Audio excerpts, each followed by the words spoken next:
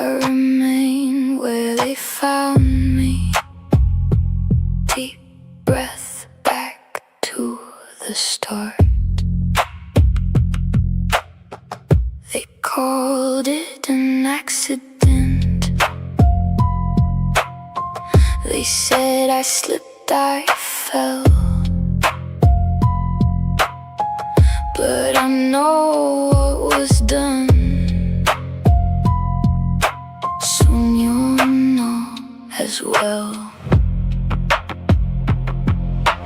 Listen, you're already close. Hear me, yeah, I am near. My body was taken, but my voice is still here.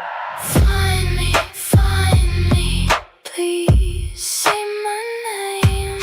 Find me, living long after my fame. Give me choices. Find me, I still exist.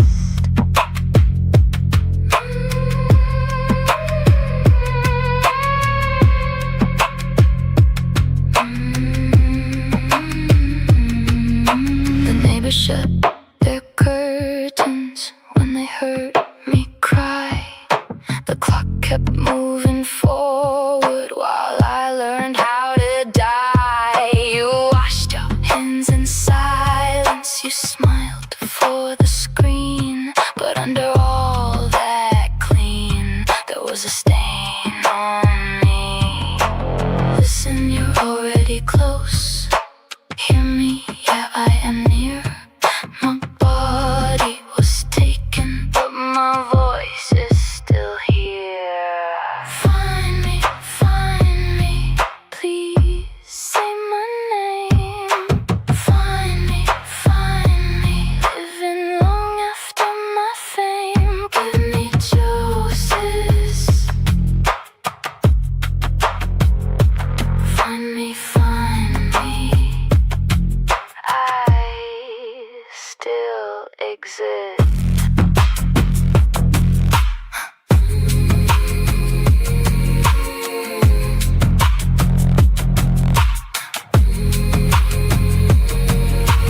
If you hear my rusted key, turn it once for me. If they paint me as a ghost, pull me back to life.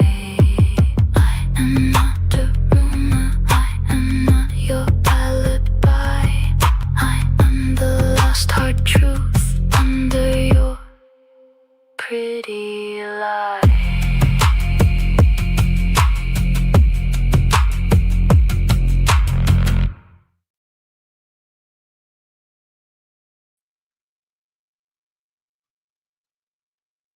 We are Hellfire Agency. We are a podcast that teaches critical thinking, et cetera, et cetera, et cetera. I had a huge computer crash like just before we were supposed to go live, and it was ridiculous, but I don't get upset. It's just, I don't get upset. It's fine. Whatever. It's fine. It's just that opener, I was going to make it all cool and look all pretty and it's a cool song, but it's not important. It's not that important. What's important is all the clips that you're going to see here are either produced by myself or they are used only for social commentary, and opinions shared are just those of the host, guests, or commentators, and the do not necessarily reflect the views and opinions of the Church of Horror. It's been a long day. So, anyways, let's watch a video, shall we? Let's go ahead and kick this guy out. We're gonna see if this works. So basically, I have a 30-minute video to show you. And some of you who were here for a recent podcast, you'll know that I talked, I believe it was on Wednesday, before I did an emergency sermon. You're welcome. Welcome, brethren. That I spoke for a bit about Kayelyn Louder and realized that I know I had some of that footage still somewhere. Basically, a while ago, Heidi Love at Unfiltered Rise podcast, and I used to do a whole bunch of shows together back before the Church of Horror was a thing, when Hellfire Agency was its own business. and not a particularly successful business, but that's okay. I enjoyed it anyways. It became my passion before the Church of Korihor, and now the passions are one. But I realized that I don't think that our episode that we recorded, Heidi and I, ever came out, and that's when I remembered that Heidi's computer had crashed when we tried to do the Kayelyn Louder story, and we just never finished it. In fact, Heidi's pretty much convinced. Well, I won't tell you what Heidi's convinced. I'll let Heidi speak for Heidi. Heidi never really recovered from that time. She was Heidi very much is convinced that somebody's trying to keep her from broadcasting more. So, and she hasn't talked to me in a while, and I don't think she's avoiding me. I think she's just stressed out. In any event, but I said, man, I put a lot of effort into following up on the Kayelyn Louder story. Now, here's the thing, and people see this in the future. You're going to know this. Many of you already know this. Kayelyn Louder became kind of world famous after her disappearance and then her discovery. And most of the content that gets put out on YouTube and elsewhere is a bunch of BS lies produced by, AI generated fake true crime podcasts from all over the world, or people who just write a script based on rereading the articles and what's already published, and then coming out with just a whole bunch of speculation. Now, granted, this is like the true crime podcast tradition to speculate on what you don't know.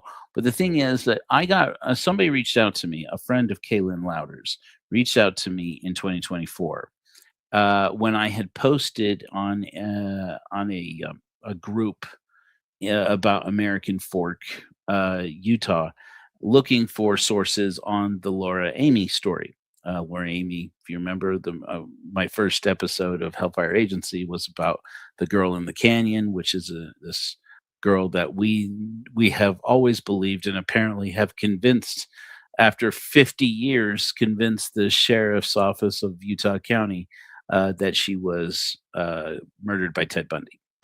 And this person asked me, "Why are you asking about Laura Amy?" And I had said, "Oh, I'm a true crime podcaster. We're trying to get more sources of information. If anybody knows these people, her friend Marin and her parents, and these various people, Mole Brown and all, et cetera, et cetera."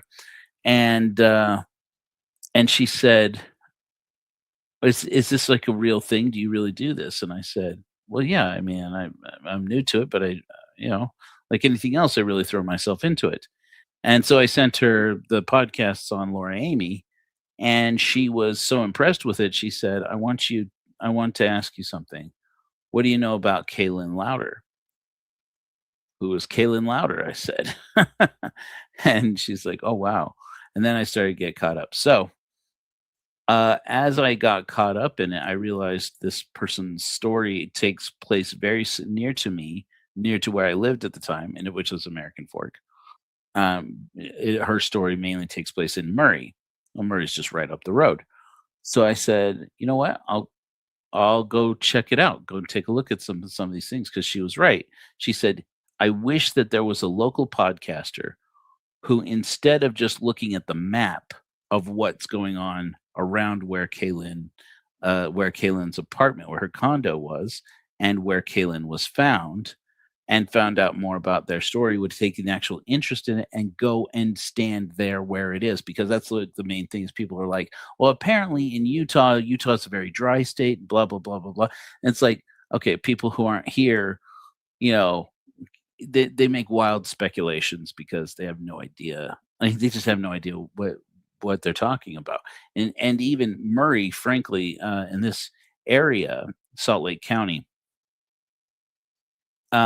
even if you're down in Utah County, you're really in a completely different place, frankly. It just is nothing like the surrounding areas. And you go up north to Davis County, and you're like in a completely different place. Nothing really really links up. Oh, I'm sorry to hear that, Dana.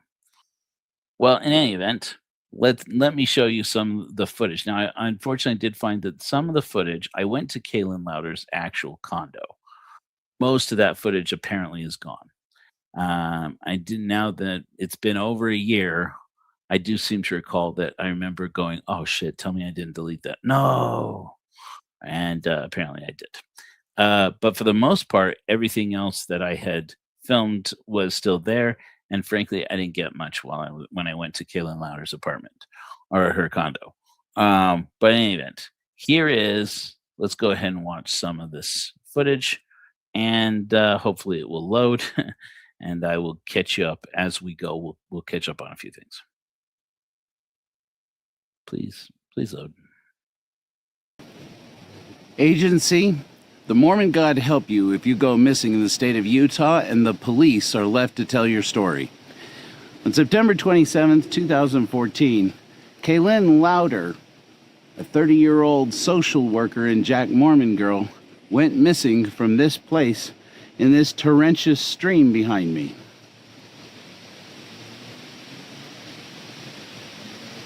And was eventually found weeks later in the Jordan River here in Utah, having been caught up and dry drowned in this body of water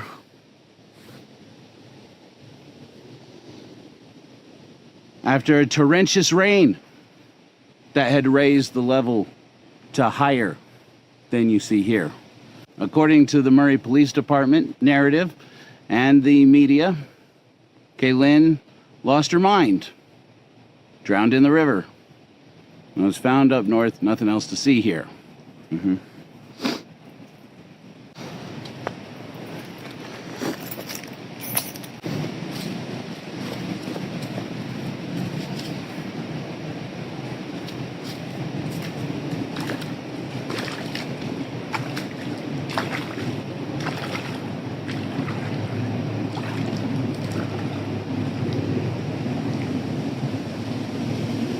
I have my doubts. It does seem to be flowing that direction, though. Heidi Love of the Unfiltered Rise podcast tonight. Go over some of the updates and information of what's happened since Kayelyn's disappearance. Maybe we'll be the ones to crack it. God willing, if the river don't rise.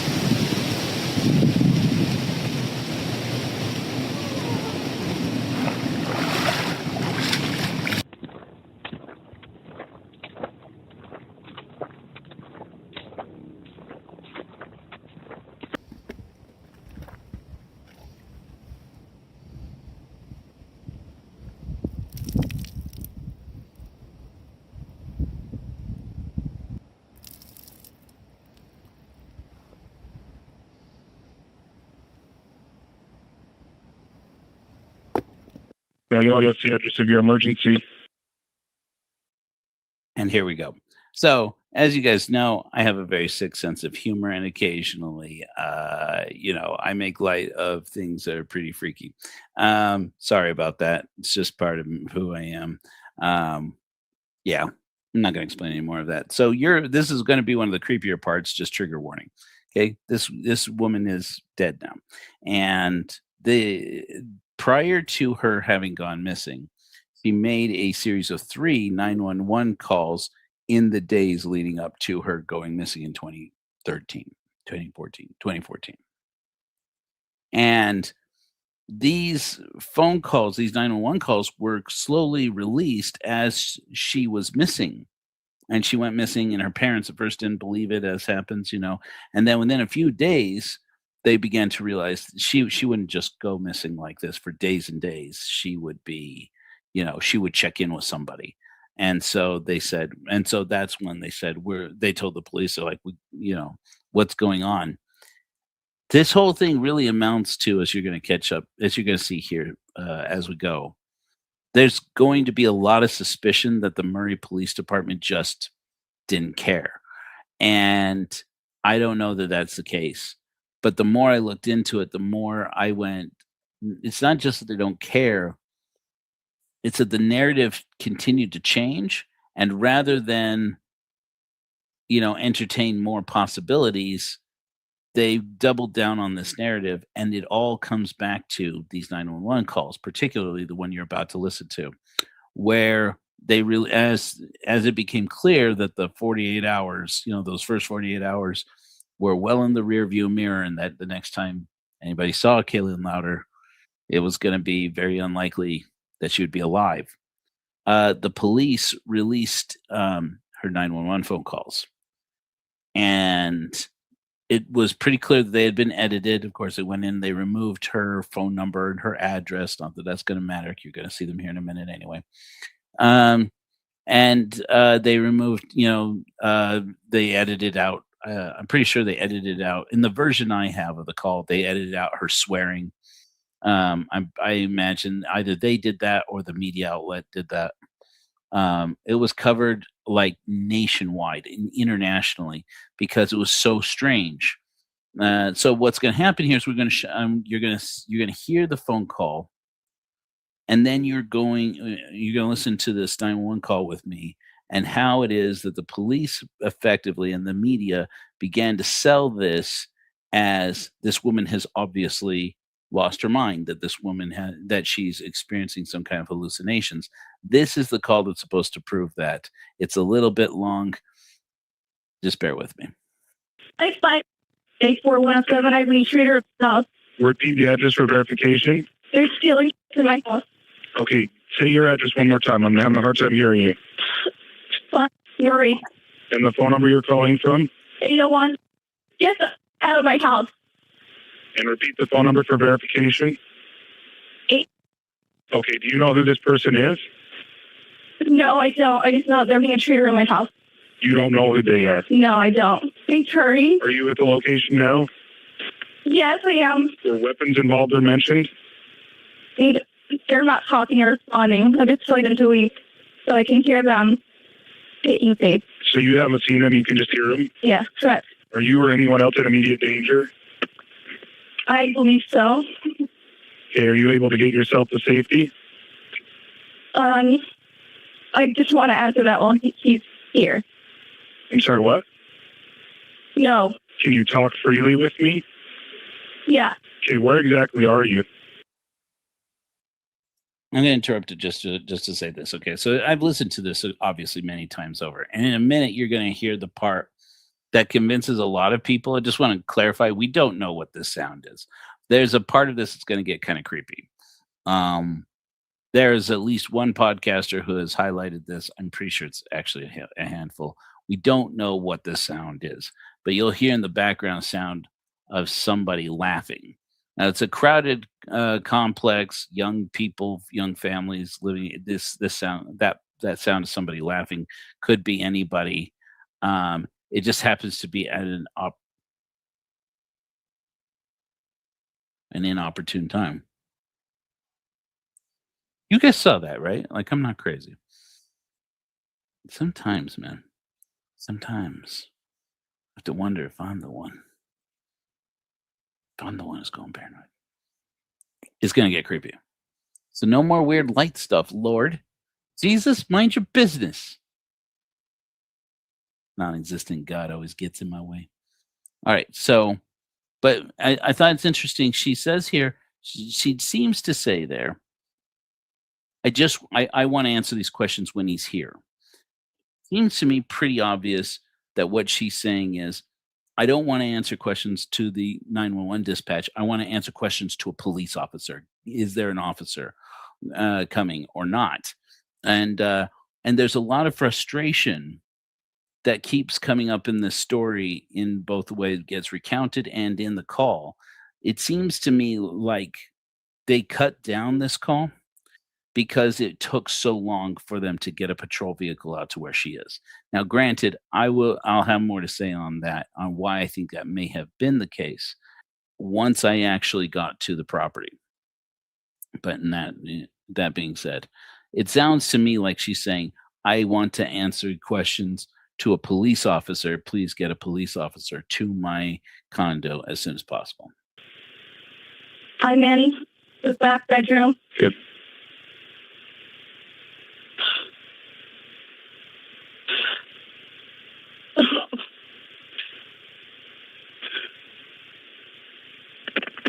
Where does the suspect enter the building? There's only one door. It's on the west side. Okay, where are the possible exits from the building? There's only one. Get out of my house. Is there anyone else in the building who belongs there? Yes, there's 6 apartments. I'm sorry, what? 6. There's 6 people? 6 apartments. Okay, is there anybody else in your apartment that should be there? I want you to take notice what she said. When she said 6, he says, "Is there anybody else there in the building?" And she said 6. He says, "There's 6 people." She says, "No, there's 6 apartments." That actually, believe it or not, becomes important. I believe she is here. I have a roommate Where is she at? next door. Okay, I'm just going to stay on the line with you till officers get there, okay? Just let me know if anything changes. What is your last name? Lauder. And your first name? Kayelyn. It's what? Kayelyn? Can you still hear them? Yes. Where does it sound like they're at? I don't know if you guys heard that, but that was the creepy thing. Anybody else hear the creepy thing? Do you want to hear the creepy thing again? I'm going to throw a vote out there for yes, Joe, play the creepy thing again, or no, Joe, don't play the creepy thing again. Here, I'll rewind it and play it again. I'm just going to say again, we don't know what this sound is, but listen to what's in the background while Kayelyn is answering. 6 apartments. Okay, is there anybody else in your apartment that should be there? I believe she is here. I have a roommate Where is she at? next door. Okay, I'm just going to stay on the line with you till officers get there, okay? Just let me know if anything changes. What is your last name? Lauder. And your first name? Kayelyn. It's what? Kayelyn? Can you still hear them? Yes. Where does it sound like they're at? The front room. Here, Asha. It's a small place. Shut up. Are they saying anything? Yeah, I heard someone say, "Hey, don't," next. So there's obviously children. Hey, Carol, lock the door. I'm not. There's still peeking down there. There. Here.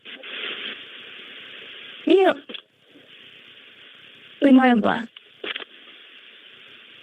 And it's been torn. Okay, what's going on now? Hello? Okay. Look. Seems they left. They've left now? Yeah. So I'm just gonna look and see if anything's been taken. Someone opened the door, and I heard them come in. So I know it. Or they went at all? No, don't do that. It's some source to law. It's lots of things. They must have a heat or something. Because when I took the dog out, I heard people talking. There was people last night, like, sitting outside the window. And so they, like, were scrubbing us out or something. Well, nobody knows about like, the safety. Yeah, I just need you, yeah, but nobody knows about it. Well, I took it out. Like, I had it on, like, first down. Where's God? Someone opened the door. And it was actually, like, people like, no, Rachel. Like, people being get out there all the time. Like, here's the fifth. It's weird. Yeah, and then that's why it's next to you. Well, I can't explain that, but I heard. So in case you're not catching all this conversation, I've listened to it many times in different recordings and with varying levels of quality and compression. But she's basically arguing with her roommate about her roommate came out and says there's nobody here and the doors are all locked from the inside. Now, the way these apartments are structured, from what I understand, basically, so you have a door that goes out. It's like a bi-level condominium. And they would have some of them have garages on the lower level that come out onto the street, onto the road, the miniature road there, and then the entrance to the apartment from the upstairs apartment is from the ground level of the parking lot on the front side, if you will. And then, but all of these, they will also have little patios that are closed off that you have to have like a gate key, generally speaking, to get in and out. Now, it's a very dog friendly, very pet friendly neighborhood and condominiums. So basically, it's very much meant to cater to families that have pets, so that they can let their pets outside.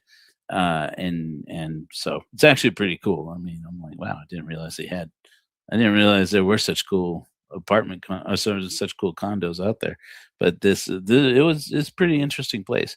Now, when I get to showing you the actual condominium, it's going to make a little more sense. Why it is that Kayelyn may have been hearing people from outside her window. Like, If you didn't catch that, she said that last night, the night prior to this phone call, she had heard people talking about her outside her window. people talking. Is the officer closed? What was that? Is the officer closed? I'm not sure where they're coming from. They're on the way. I don't know where they're coming from. Me. You will work, and I do want out of the. Yeah, our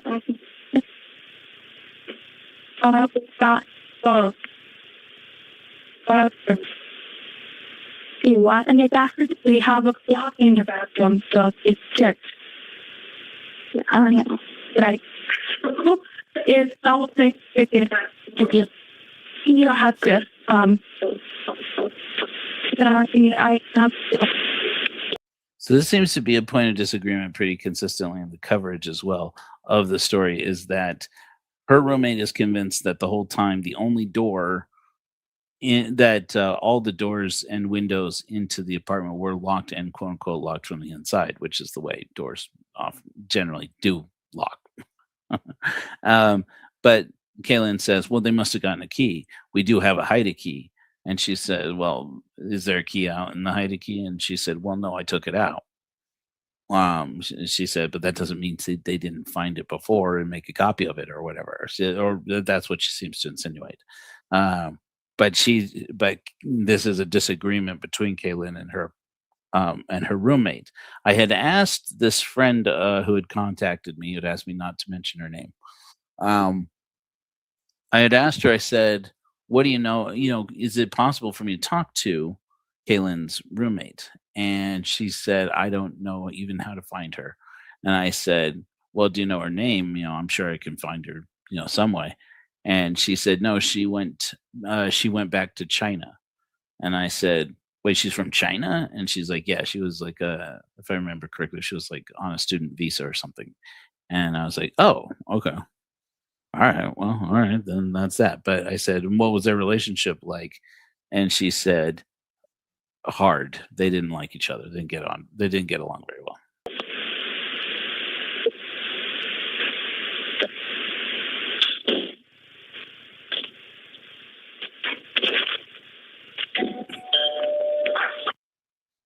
And there you go. There's the doorbell. So now we're going to watch some footage. Let me see if I can arrange myself differently here. Okay, so we're going to watch some footage. This is security camera footage, again, edited, that was released through the media at a later date. As, once again, Kayelyn was missing for longer and longer.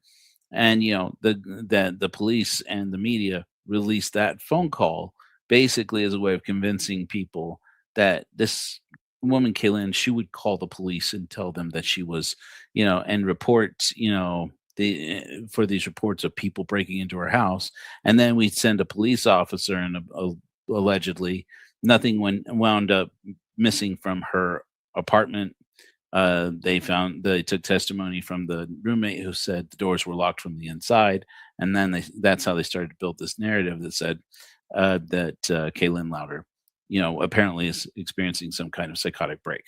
And so the other two calls, only one of them am I actually familiar with the content of, but it was that she had heard some kind of loud sound like gunshots, and some kind of a brawl or fight breaking out in her complex. The police say they came, found that there was a wedding happening right around the corner at at like the clubhouse, and that must be what she heard, and then they left it alone. So, and I don't know what the third phone call is about. So, in any event, here's but then they came out with this footage as more and more people started to be aware of this. Here you have this young woman.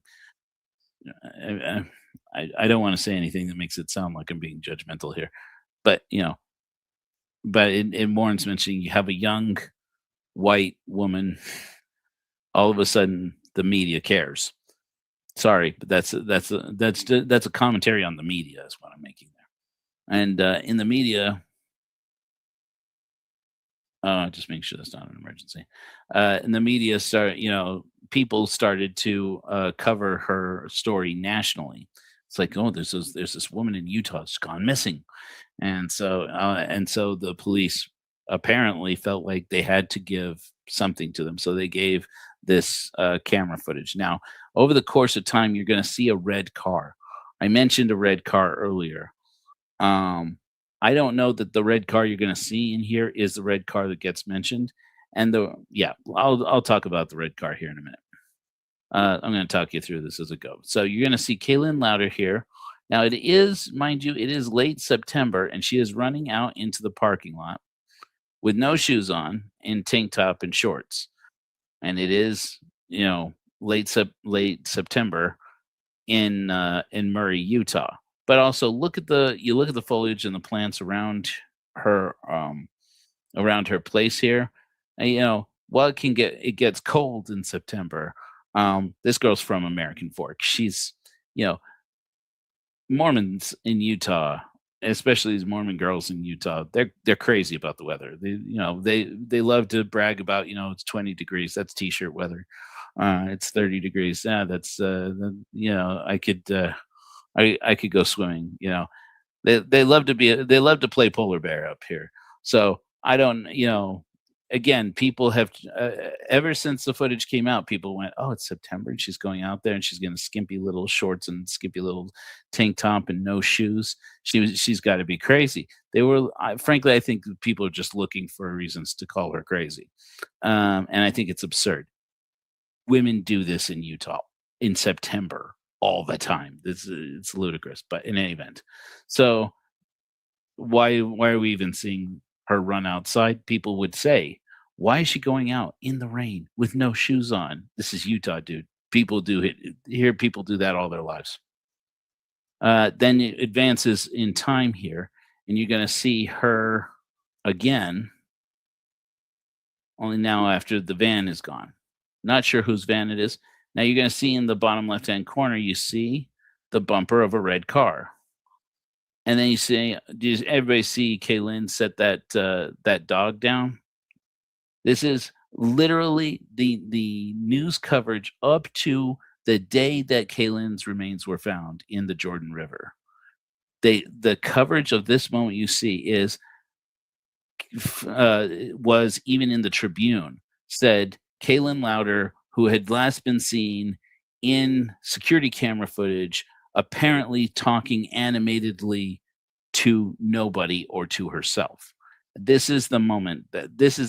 You see that little black fur ball next to her legs there? That is her dog.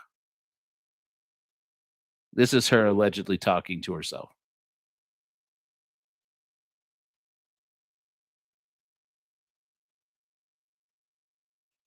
All it took was looking for a second.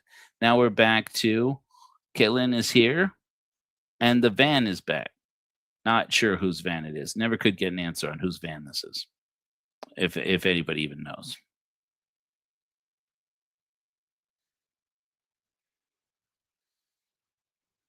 And she's standing there. And it's like, what is she doing, right? Again, the outcome of this whole thing is to prove that she is crazy. What was she doing standing there? She was quite obviously waiting for her dog to pee or poop. And this person now apparently I have only just as I've come to cover the story again and realized I didn't have any of this footage, discovered there was a more complete recording that I had missed. And in this more complete recording, it says that this woman with the galoshes here, the yellow galoshes, is her roommate. And I was like, oh, I didn't realize that, and watch where she goes. It says that she's going to her apartment. Okay. I'm going to tell you right now, this is again the reason why it's better to have somebody on the ground. This over here on the right are not apartments. Those are garages. And so she's going towards the garage. The place where she's coming from, believe it or not, is the apartments.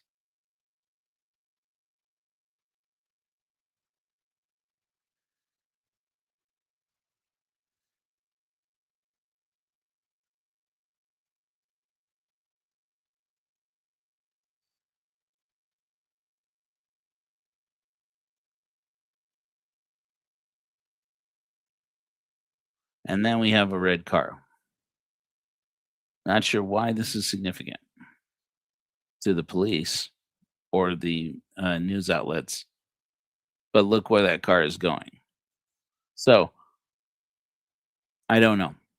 But if I had to guess, that is roommate's car. Okay. Now this is, or it is I'm just realizing I didn't get the footage of her actually taking off and add it in there, but it's there. Okay. The other shot that I didn't include apparently is Kayelyn coming out and then darting off and taking off in another direction. Now, the reason why that becomes significant, the red car, maybe, is that I happened to get on Web Sleuths. Now, anybody who's in the true crime world will tell you I stopped listening at Web Sleuths. Web Sleuths is a forum where people post a whole bunch of wild things and claims and conspiracy theories and stuff. I grant you, yes. But what I thought was interesting, every once in a while, I would glean some useful information from these forums. And one was, hey, do you remember the somebody had said the I think the KSL article about Kayelyn Louder used to describe her going from car to car in the parking lot after she was outside of the range of that security camera. And she was going from car to car as, shouting it at somebody. And then as she got closer to the gate of the complex, that a red car suddenly turned around in front of her and somebody got out and pushed her in. And that's the last anybody had seen of her. And then all of a sudden that reporting was gone. I went and I checked the article that they were talking about, and sure enough, there was no mention of a red car that I found. So I thought that was curious when I actually came back around and looked at the footage again. And I said, wow, there's a red car here. In a second, you're going to see another red car that is mine. So I just want to clarify that. I didn't know Kayelyn Louder. I didn't know who she was in 2014. That red car vaguely looks a little bit like the red car I drove, but the red car I was driving was a Honda HR-V. This was very clearly, I think, like a Toyota, Tercel or something, a coupe. So yeah. Anyways, I'm just full disclosure here, but you're gonna say so. This is gonna start with the first footage that I have. The first footage that I have from the day that I went to look at Kayelyn's apartment. In a second, we're going to cut away from this, and I'm going to take you over to the map and show you what's significant about what you're looking at here. But I just want to show this to you. I cut in as much footage as I had from while I was inside the parking lot you were just looking at. in the neighborhood next to the Willows Apartments. This is the footage. This is just east of the apartments where we were just looking. The place where the elevated location where Kayelyn allegedly was talking to her dog or to herself is right up in that direction. There is a gate here. It says authorized parking only.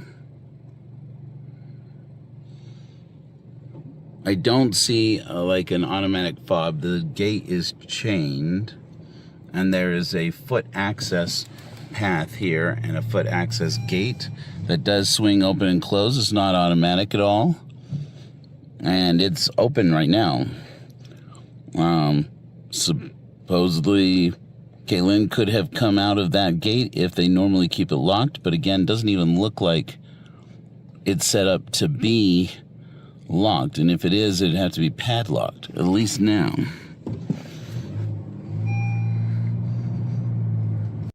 Now, the reason why that was important to note for me was that there was some speculation for a while that whoever was in the red car, Kayelyn must have let them into the condo and into the condominium complex. People can't just come and go from this gated community. Total bullshit. I got in and out easily.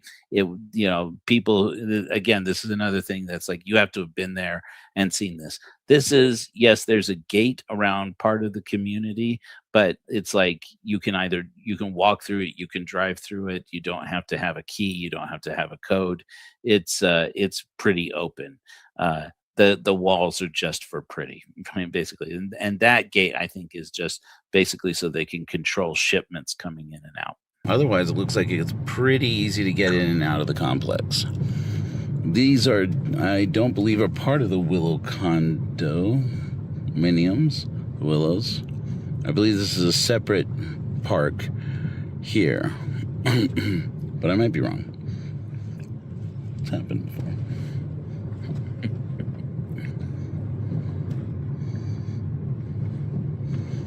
And then we come out over here to 5300 South.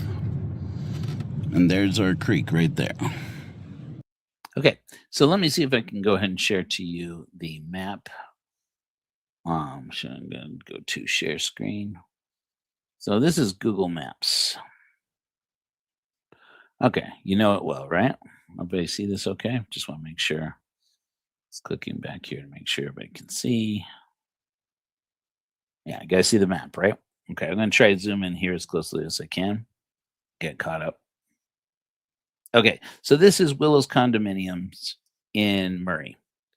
Okay, now I spent a good amount of time trying to verify that I actually did find Kayelyn Louder's apartment. And here in a minute, I'm going to show you why it is that I know for sure that I did. As a matter of fact, let me pull that up.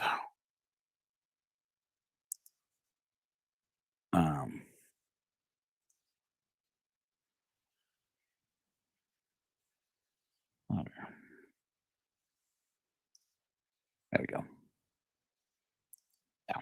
Okay, I pulled that up. Okay, so in any event, okay, so this whole complex here is Willow's Condominiums.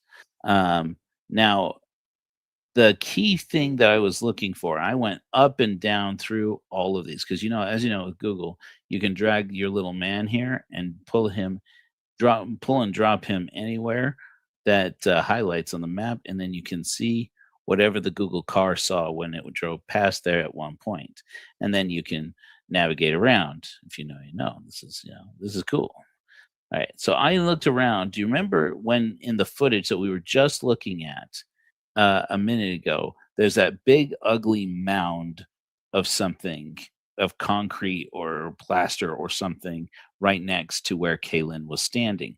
I went up and down and up and down and up and down this complex looking for this thing, and I'm like, surely there has to be, there has to be a handful of these things. I mean, it's got to be some kind of architectural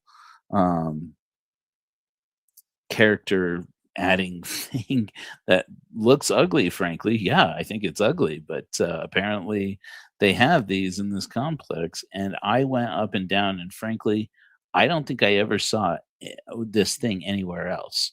And then I was able to verify where her actual apartment was.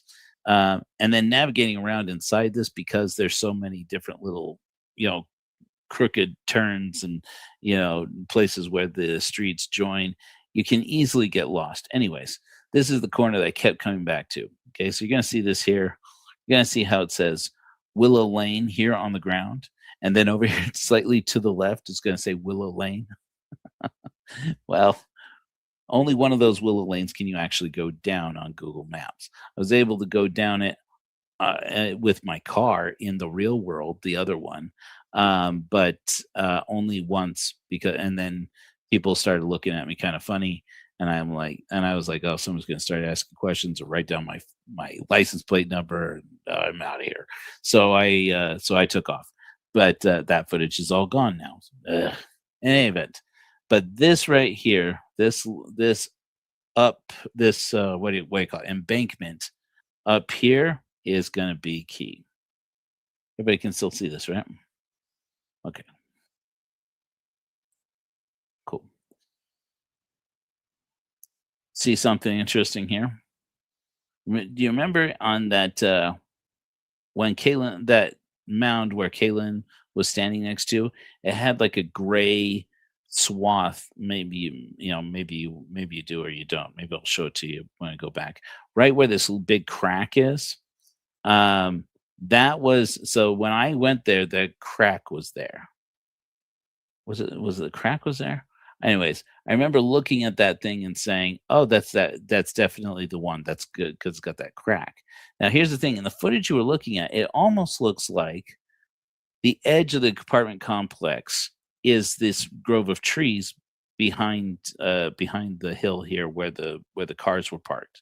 That's not the case. Kaylin's apartment is you see these three trees right here? Her apartment, 5505, is right behind that middle tree. Like right behind that middle tree. I went right up to there. There's a little entrance way to get into where the entrance to the apartments are on either side.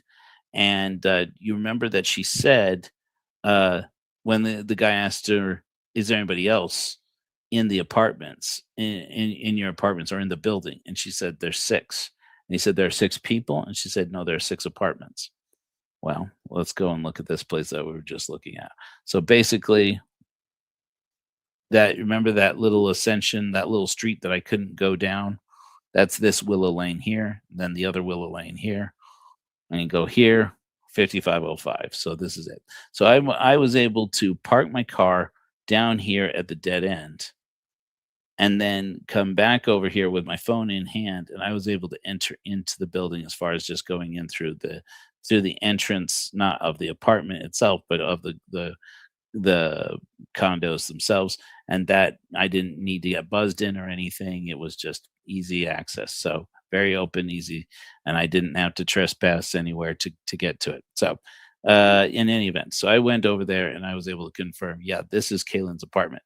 And right here in front of it, behind those trees that I just showed you, in front of this apartment right here, there were windows back here that were obviously windows to like bedrooms um or probably I don't even know.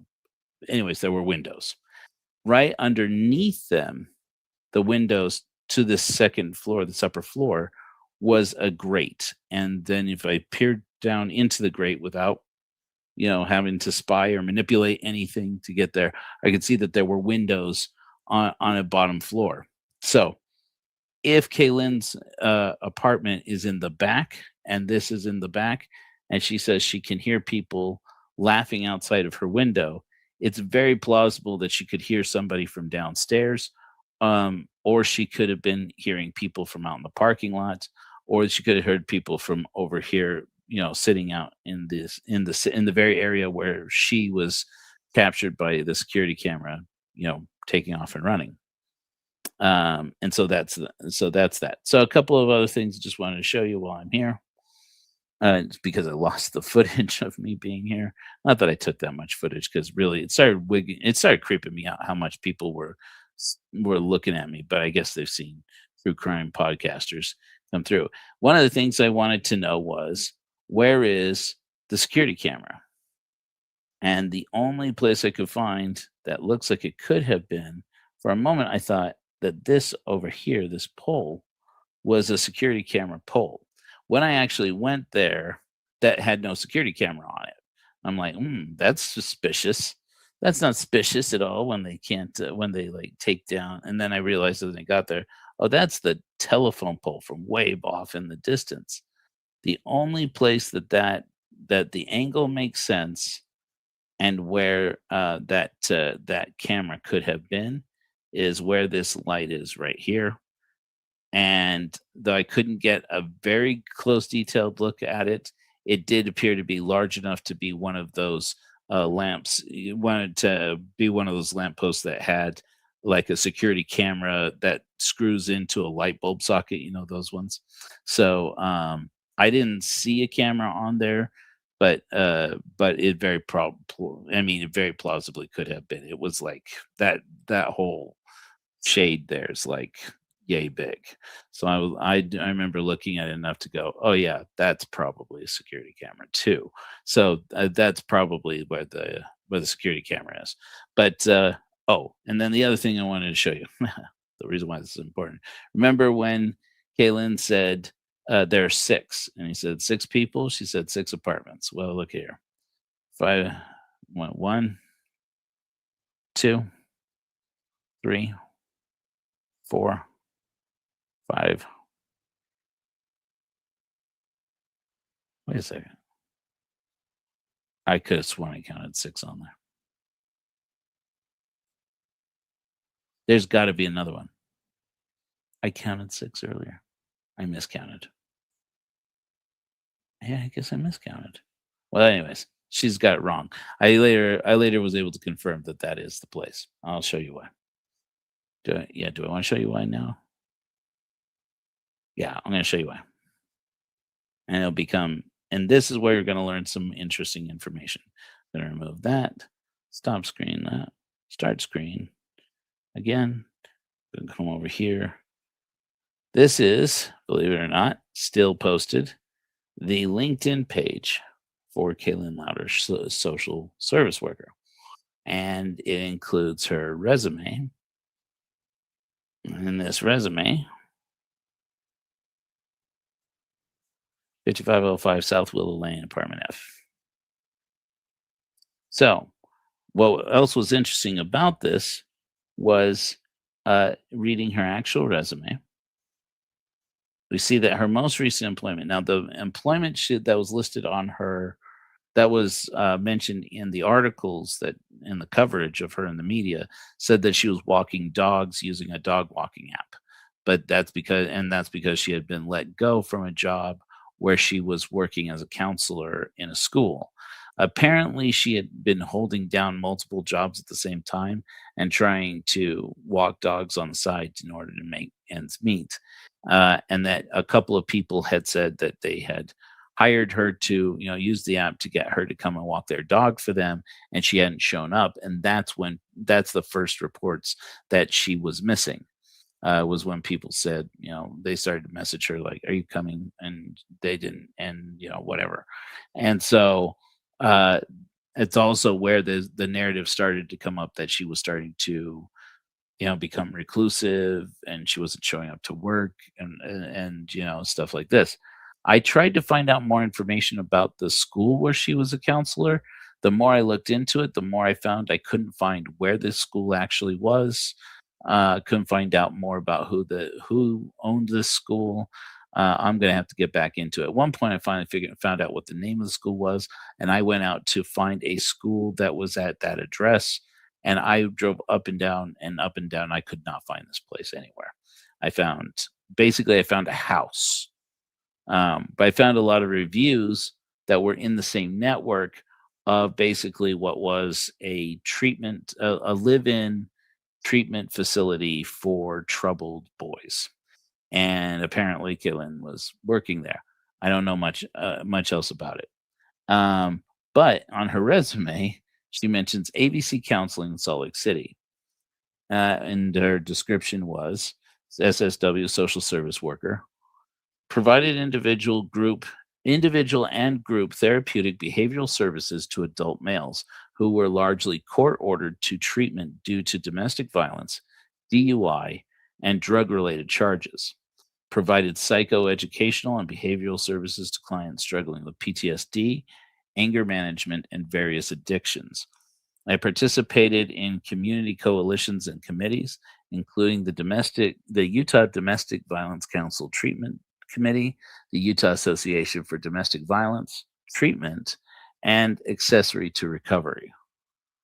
I thought it very interesting that whether it's because I didn't see it or because it wasn't there, that there was hardly any mention in the coverage that up until very recently, up until the year, at least the year before she went missing, Kayelyn Louder had been working with men who were court ordered to see a therapist for domestic violence and drug abuse and et cetera, everything you just heard there. Okay. I'm going to stop screen on that, and I want to show you a little bit more. Well, yeah, I'm going to show you a little bit more on that screen. So just so we get, I'm going to show you a little bit of the map here, just so you can get a frame of reference for where we were. So you remember I in the video, I had said, okay, now we're pulling up on 5300 South. So the place where I was, you're going to see here. So that was the condominium over here. This is Kayelyn's condo. Okay. The place. Oh, here, let me zoom out. So this is the place. What's curious about that for me also about this apartment is this 5384. I'm tempted to say that is a garage or it's a downstairs apartment, and that's why its numbering convention is so different. And that's why I think that I did count it as 6 apartments in there. In any event, as you saw, this is the that plus it says that she's in unit F. So apparently there was also units. That's what it was. It's that there are also units there. Now I'm remembering. Okay. Anyways, but so let me zoom out. So that's Kayelyn's condominium. And then over here, you're going to see 550 East and 5400 South. And then take our little man and drop him over there. And you're going to see something familiar. Recognize this gate. Recognize the little footpath gate here. This time in Google, it's closed.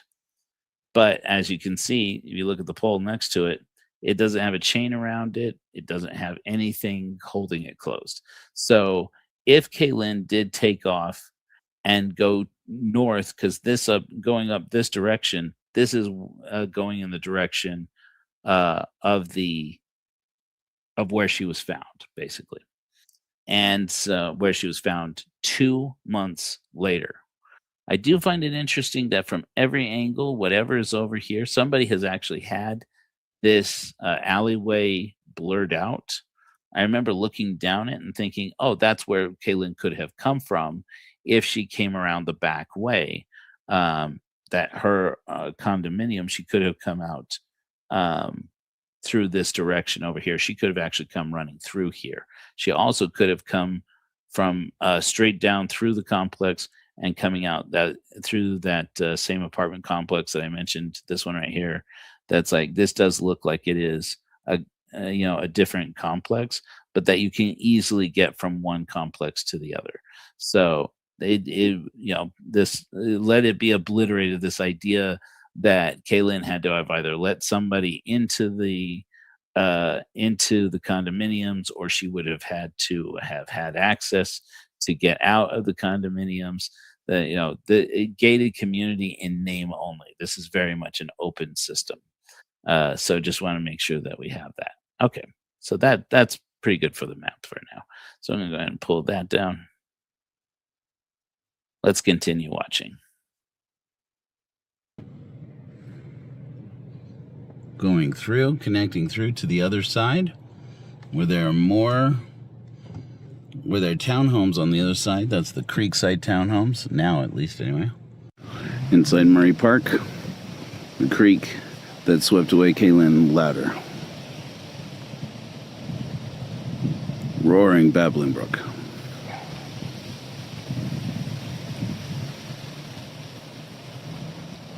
Agency, I'll tell you this right now. Okay, let me go ahead and switch over actually back to the map. Move the video. I'm going to add the map. Okay, so you see there on the map. Let me get back there.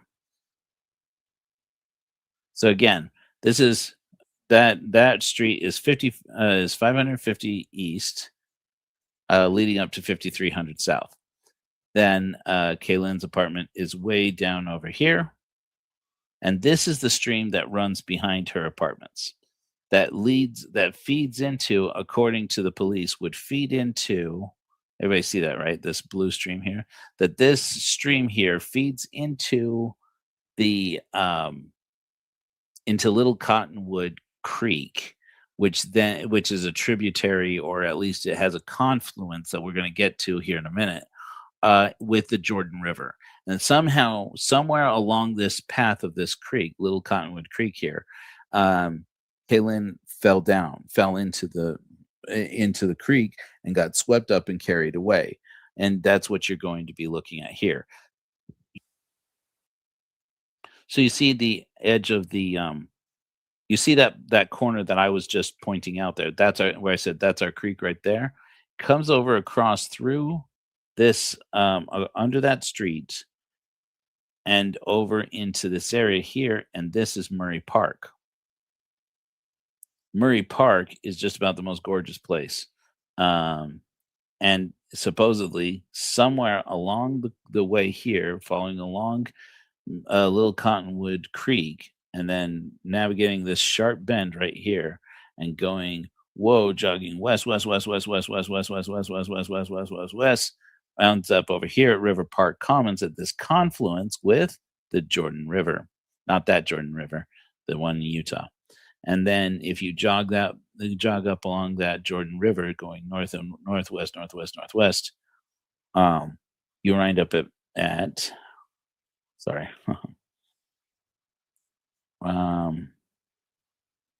Wind up at, oh yeah, here we go. 3300 south, way up here in Salt Lake City. Okay. It looks like it looks a lot longer than it is. But all in all, this is less than 10 miles. It's like less than 7 miles, I think, as the crow flies. So, but this place right here, this junction, this bridge right here by 1200 west and 3300 south is where Kaylin's body will be found 2 months later. So we got to figure out at what point in here it makes some logical sense that Kayelyn Louder, with no shoes on, wearing a pretty skimpy little tank top and skimpy little shorts, but not, nothing like, we're not shaming anybody, somewhere, but in late September in Utah, fell in apparently to Little Cottonwood Creek or Big Cottonwood Creek and wound up in the west and wound up in the Jordan River, just carried away. Okay, so that's what we're looking at. All to get from Will's condominium to this place over here within a matter of 2 months. So I'm going to go ahead and remove this here and bring up our video. Utah County skims on the parks. Every place north of the point of the mountain is gorgeous for parks. That's facts. We are going around to the stream, to the creek.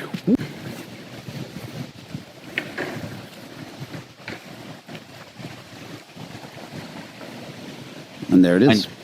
Mind you, this is just as I was entering in to Murray Park from Kayelyn Louder's complex, across the street from Kayelyn Louder's complex.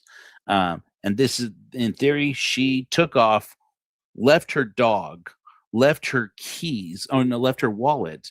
Apparently, they never did find her keys. They weren't on her person when they recovered her body. But then, of course, she was in the river. And they apparently weren't at home, or they didn't find it. Her father, when she didn't show up, and they started calling people, it was her father who came to her apartment. And from what I recall, I read something about that he found her dog inside the apartment. To the best of my knowledge, that's not true. My understanding is that he found the dog outside. And that's what raised the alarm bells with him, was that Kayelyn knew this little dog could not be just left outside by itself. And that's when he raised the alarm to his wife, who for a couple of days still didn't believe that Kayelyn was missing. It was such a shock to her system that her daughter was missing.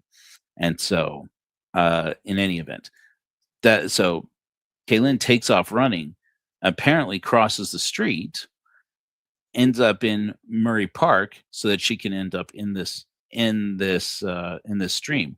Either that or she has to fall into the stream way back there by her condominiums and be carried to this point.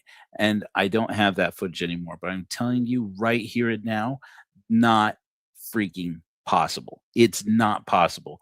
That stream, that little Cottonwood Creek in over there inside her condominium complex is so shallow and just and it's just a what do you call it? It's just cosmetic, frankly. It's just for effect. This is not a river. This is not even really a stream.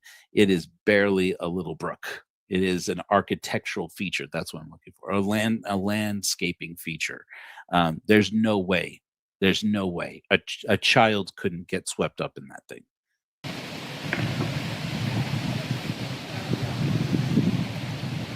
The creek is flowing this direction.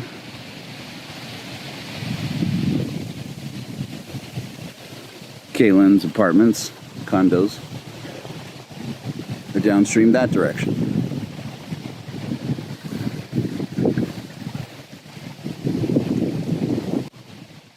Strong enough to carry you away? Maybe? When it's high? Deep enough to roll a body? You'd drown in a bathtub, but... I don't buy it. I don't buy it. Those of you who were here when we started this video, you saw that point where I walked out into the water and it came up to about halfway up my calf. That was seriously the deepest point I could find in Murray Park. Not deep enough to just lose your way, but maybe this is just me going north by northwest through Murray Park, following the stream, looking for the places where Kayelyn Louder might have accidentally fallen in and then been carried up 6 to 7-ish miles as the crow flies through twists and turns around into the confluence and up into the Jordan River. lose your footing. Strong enough to carry you away after a hard rain? Maybe?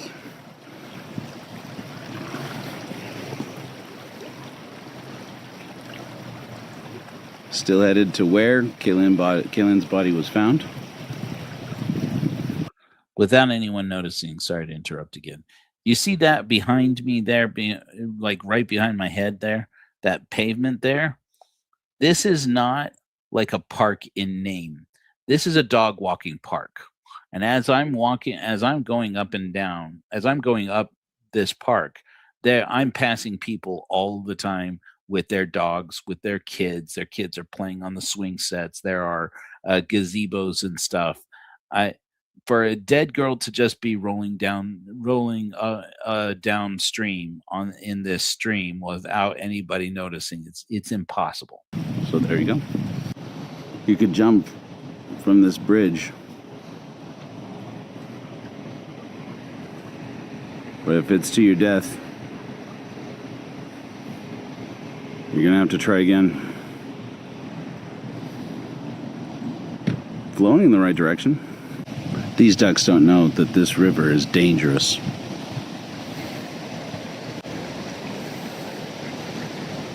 Okay, so I'm going to mention one thing that I didn't notice while I was filming, that I did notice while I was editing the footage, and I have noticed it for a little over a year. It was over a year ago that I noticed it and went looking for it. You notice this sign here that says "Warning: Underground Water Line." I didn't see anything that looked like an entrance point into a major water line, like a something big enough to carry a body. It did occur to me that maybe there is some kind of water feature that's just drawing water down in, one area and then carrying it over, jogging it over someplace else. I did find some photographs of people installing workers installing some fairly sizable waterways in Salt Lake County at one point, but I couldn't figure out where it was that they were installing it. And honestly, I don't see any way that it could possibly be in this little tiny stream. Agency, why would you drown in that? When you can clearly be murdered in there. My God. Keep going. Getting close to the entrance of the park.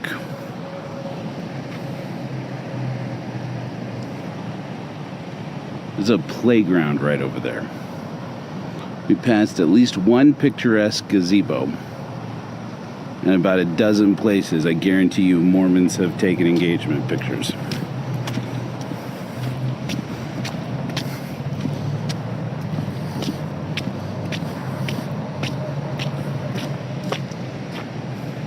Big guns. Two of them. There's a World War II surplus artillery piece there. It's a veterans commemoration park. This right here is throwing Ted Bundy's cave vibes. Again. No. Still flowing in the right direction. But like barely. But like barely.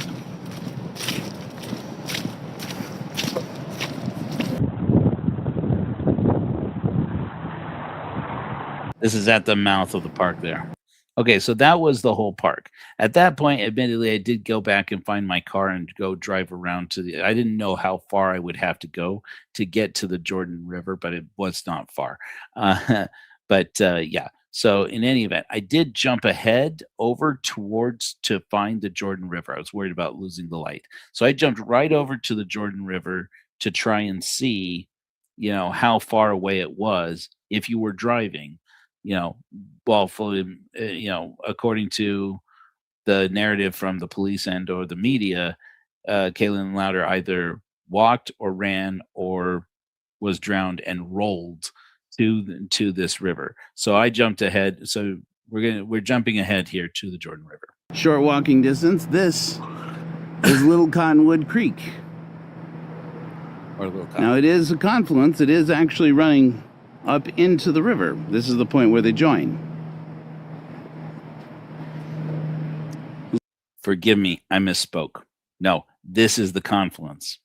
This is the confluence. Okay, so let me show this to you just before we get into it. So you see that little island behind over my right shoulder there? This is what you're looking at. So remove that. Add our map back. Okay, so this is our map. Remember that we started out. Oh shit.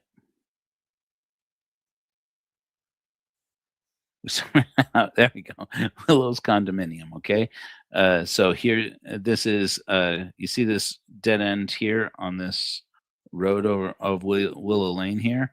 That is Kayelyn Louder's apartment right there, her condo right there.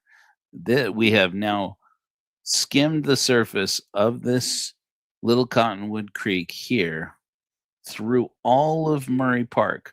You see this big wide space right here?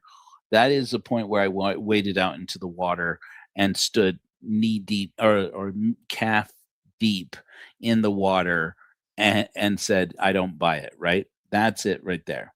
And then I followed it all the way up through here, got all the way to over here. Now I have gone and I have actually followed Little Cottonwood Creek, drove around on the street, which takes a lot longer, I think, probably. And I came over here and I parked here to get to this confluence. And this right here that you're looking at, right here, this bridge right here, should look familiar as soon as you're looking at it. That's not right. That's not right, guys.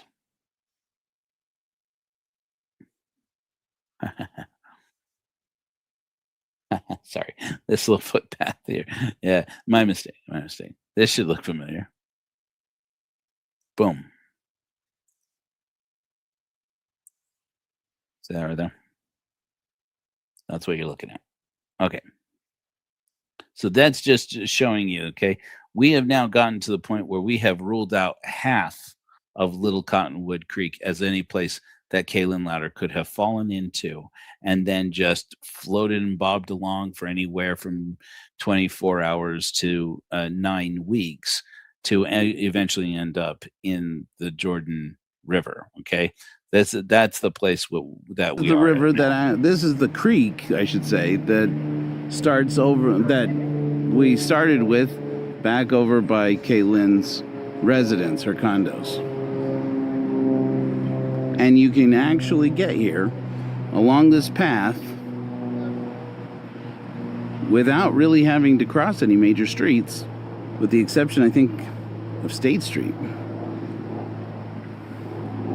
I mean, it's a dog walking path. Kayelyn may have known about while walking her dog, although I have a hard time imagining that little puppy walked way out here, but I mean, no, it's not impossible. The other possibility is that Kayelyn didn't fall into the creek, the Little Cottonwood Creek over by her condo, but into the proper Jordan River, in which she was found about 3 miles that direction. This is that river. And I have to admit, I had doubts about this one, but now that I'm actually here looking at it, yeah, you could fall in that and get lost. But not very far. Now, I had heard a rumor that the problem with this theory is that the river is flowing the wrong direction, that you would have to go upstream. That's not true, at least not right now. Right now it's flowing to where Kayelyn Louder was found. I had said on Wednesday that it was flowing the wrong direction. I misspoke. I got it wrong. No, now that I had reviewed the footage, no, actually, I found that it was flowing in the right direction. I had asked ChatGPT if sometimes it changes directions, and ChatGPT had told me, yeah, sometimes that river seasonally changes directions. And I don't think that's actually true, though. I think ChatGPT is full of shit. So double check all things. But in any event, this is the same time of year that Kayelyn Louder went missing. So I'm not sure how many rivers and streams completely change directions with the seasons, but this is that season, so I'm not worried about it. This is the first time I give some plausible credibility to the narrative provided by the police and by the media, and say, you know what? I can see how a police officer might have looked at this, especially after a really hard rain, and where there's a lot of water in that river, and said she must have just fallen in. So this is where I'm starting to give some credibility to the idea maybe Kayelyn Louder did actually either wander into the river, fall into the river, or throw herself into the river. Very, very slowly. Okay, more plausible. But even though this is the nearest place I could find to taking a quick route to where Kayelyn would have fallen in, how could she have possibly gone at this place? I mean, it's on the other side of the I-15. To go barefoot in short sleeves or tank top and shorts? But then I found this. Now this place is technically not even Murray anymore. I drove here, and I'm no ninny. This place that you got here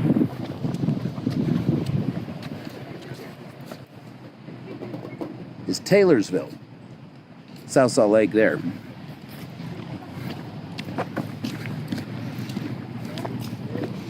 case it's not clear, I was saying that that guidepost is pretty much on the boundary between South Salt Lake, where Kayelyn was found, and where her body was found a few miles north there, and Taylorsville, which is kind of sandwiched in there with between Murray and South Salt Lake.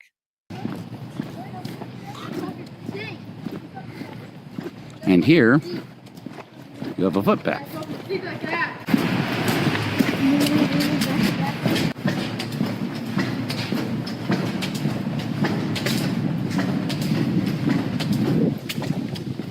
The tunnel that goes underneath the road.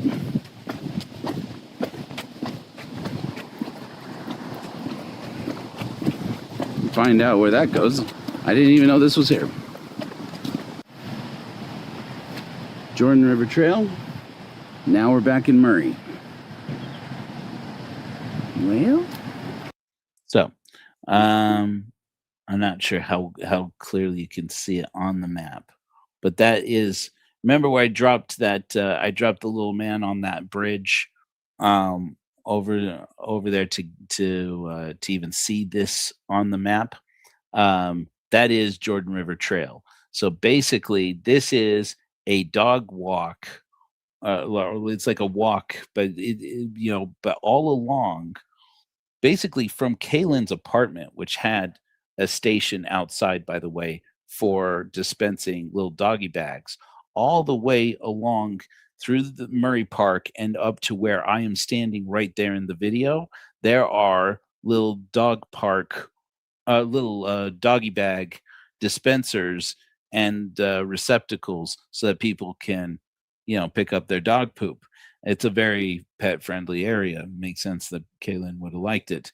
It is far to go without your dog and wearing next to nothing, and certainly would be far to go floating in the river if you'd fallen in the stream somewhere. So, but for the first time at this point, I started to give some credibility to Kayelyn could have experienced some kind of psychotic break, thought she was being chased, took off on foot, panicked, yes, without shoes, yes, just wearing a pair of skimpy shorts and a little tank top, and just booked it through Murray Park, kept on running and booked it and ended up in the river. Yeah, it could have happened. Without it, I mean, I still am not sold on that it happened, but this is the first time I start to entertain that. Yeah, it's at least plausible. I mean, well, just got back in the car and just want to point out something to you. The leaves are changing rather gradually for this time of year, but it's about right. This is November 3rd, 2024. It's been 10 years since Kayelyn went missing. If it's not enough that this is a lovely path to walk your dogs, people who walk their dogs generally walk the same paths, if it wasn't that it was trafficked enough as it is as a dog walking area, during the months when the leaves are changing, these areas in Utah are very highly trafficked. So for Kayelyn to go fall in somewhere around here and go bobbing along without anyone noticing, I mean, she'd be there for days, because she wasn't actually reported found until December. So that's... It was December 1st that she was found, December 2nd that they reported it in the paper. It's October and November just bobbing along in these waters. She'd have to have fallen in north of here. So Taylorsville or further north, technically, really Salt Lake, to have been found where she was found. Okay, so in spite of what I just said about the plausibility of the police and media's narrative that she could have fallen into the river. She could have taken off booking it from her condo and fallen into the stream or into the river anywhere along this point, and plausibly, fallen into the river and into the Jordan River just north of the confluence, or quite a significant, well, a little ways north of that confluence between Little Cottonwood Creek. In spite of what I just said, I still feel this way. I walked this whole path. I eventually wound up walking my way back to basically the I-15, where the I-15 was. And it was a gorgeous path full of people as the day was waning. And all day long, you have friendly people walking their dogs along this path. It's ludicrous to suggest that there could be a dead girl bobbing along in that water with nobody noticing. It has to be, if she fell in, she has to have been in short order. She has to have been in South Salt Lake. So that means for me, it's definitely somewhere north of the confluence, and it's got to be. And I, as far as I can tell, I don't see how it could possibly be anywhere south of that bridge, the bridge on the footpath, if that she'd fall in. And so that's why it becomes interesting what we're about to see. So let me just remove that and just catch us up on the map. Okay, so we started out Willow's condominium, right? Again, over here, this is Kaylin's apartment or condo. Here's the creek, the landscape feature creek that feeds into Little Cottonwood Creek. Here is Murray Park. Here is one of the bridges, to go across State Street, like I had said before. Vine Street is just a little tiny thing. Then you have the railroad there. You got 300 West. Then you got to go underneath the 15. That's not hard. All the way over here, this is the confluence that we were looking at just a second ago. And then this is jogging along north into what is now technically Jordan River. Okay. And we are trying to get, so we're looking at here,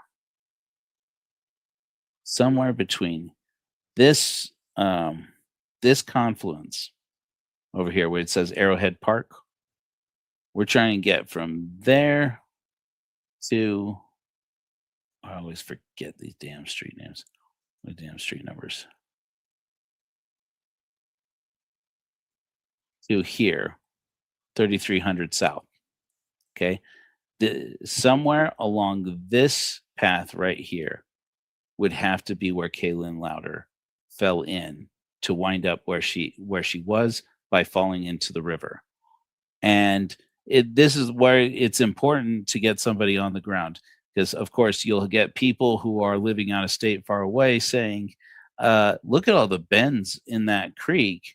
There's no way that a body could be carried along inside the bends of that creek or that river. Sure they could. Sure it could. But the key here is how long and how without anybody noticing. There is a lot of space here in between these developments, these housing developments, where you got big swaths of nothing. But this is all so far away from where Kayelyn lives that she would have been booking it through the marsh, through the mud, through the brack. She's not going along a walking path, I would say, unless she's on the Jordan River Parkway Trail, in which case it would be strange for her to navigate all through all of those features and then decide at some point along here to get off of that trail. See, it's not even it doesn't even have places on there that you can really look at this far north, to go along that trail and then suddenly decide, I'm going to bail into the river, or for whatever reason end up bailing into the river. And if you did, like all places like this, I would suspect foul play more likely than that she just somehow wandered into the river. I would say no, somebody grabbed her and put her in the river. And so that's what we're looking at. So now we're going to skip ahead to the place where Kayelyn Louder was found. Without the people here to enjoy the scenery, having spotted a dead girl in the water. So, I mean, it's just weird. If the place where Kayelyn Louder lived was a picturesque hipster paradise, the place where her body was found was a crime scene. Yeah. The water is deep enough and it's flowing the right direction that she could have fallen in back in Taylorsville and wound up here. Yeah. Not very fast. Not if it's moving at this speed. Once she gets a little far north, yeah. Deep enough, fast enough. Yeah. It's plausible. Without anybody seeing, I don't see how. And again, across the street here, another dog walk park. It feels like a place to stash a body. I'm not going to kid you. Stash her underneath the bridge. Such a sad story that she just floated up here through those twists and turns. Possible. But so unlikely. Now this other theory is that This is me posing my, okay? Remember, true crime is all about the speculations. I don't know. This is a hunch. This is hardly a theory. This is a hunch you're about to hear. I'm going to show you why I still think it's a good, viable hunch. right down this road, you go far enough, you run into ABC Counseling, which is where Kayelyn Louder worked with domestic violence convicts up until the year prior to her going missing. And it's closer. A lot closer. Okay, not everything that I just said there in the video is true, but it's pretty close. And I'm going to show you in a minute why that is. But I think it's important to note this. So what you're about to see here, so where I just was, this is just on the other side of that bridge. So I'm still on the same side of the bridge, I should say, but I've come down to the edge of that where the bridge is to the right of the camera right now, okay? And this is the gate that we are meant, well, we're not meant, okay, let me phrase it. This is the gate that would have anybody covering this story say, oh, and there's really no access to that bridge from the road because there's a gate there. Look at that gate. The footpath to the junction where Kayelyn's remains were found. A very effective gate.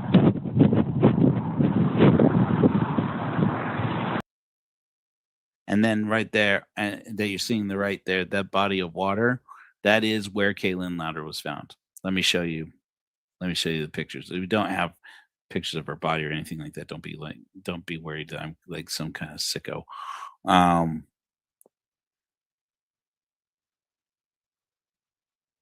So stop screen, yeah, I'll stop screen on that one too. Let me show you.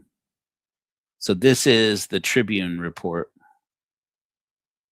on Kayelyn Louder on her body being found on December 2nd, 2014. Okay. This is just a site. Now think about the bridge that I just showed you.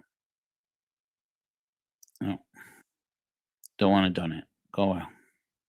I already give you money. There we go. Oh, for hell's sake. Anyway. Notice for a second, wait a minute. This river is supposed to be high. You see that right there? That's that bridge. This is where Kaylin's body is stashed.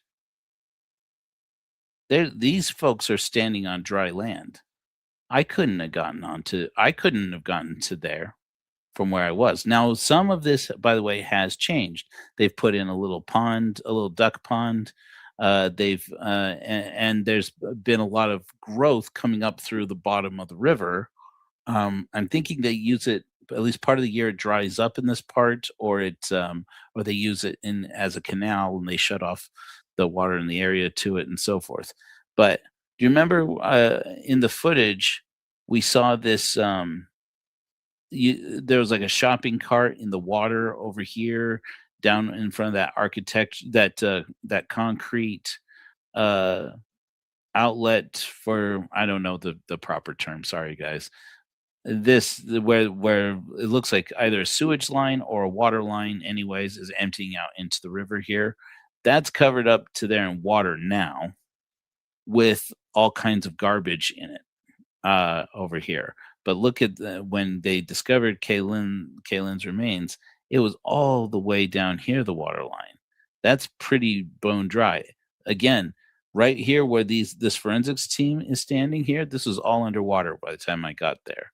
So for being that the river was running high, now granted it was 2 months between when Kaylin went missing, when she was found. Okay, granted, but look at this right here. Look how low that water line is. That's not like this shot right here is almost exactly where I was standing when I took that shot. You see the right where that white car is? That's basically where I was standing on the bridge talking for a minute there. That water is freaking low. And so the fact that she got stuck here seems to say to me that this very still water that you're looking at right here was not moving fast enough to carry a body. And once again, just looking at these pictures and then seeing how easy it was to just stop a car. Okay, see in this picture right here, that gate where I am, where I was able to just walk around the gate, that is right there at the edge of where you can see the road here. You could easily go under cover of night. I hate to be grotesque about this, you guys, but my autistic brain, my autistic noodle, this is something that it does. Okay, is that it goes and figures out doing crimes that I would never do. You could easily stop your car either around the corner here, where the photographer is for this picture, or stop it just off of the road. Just like pull up off the side of the road and onto the sidewalk there. Take a body, dump it right there, get back in your car and take off. And it makes much more sense to me than that this still water right here dragged a 30-year-old woman, short little woman, I grant you, but dragged her 6 miles as the crow flies with nobody noticing. I'm sorry. I mean, I can admit that it's plausible, but having given it every possible chance, I still call bullshit. I do not buy that this woman fell into the river. I don't buy it. I think she was murdered. So now let me show you the theory, why my convoluted theory, and I flat out admit it's a convoluted theory.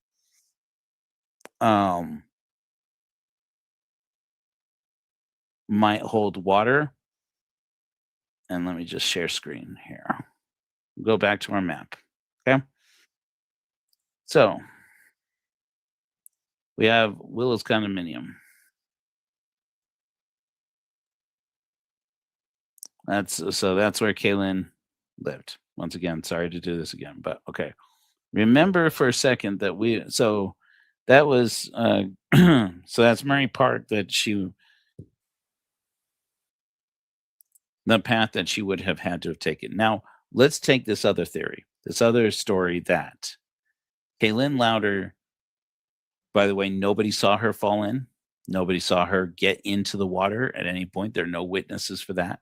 But there were apparently at some point reported witnesses who saw her pushed into a car, allegedly a red car, inside the condominium. And then she wound up in the river up here. Right up here. Okay. You see that right there? Now, watch this. I'm going to put in ABC counseling.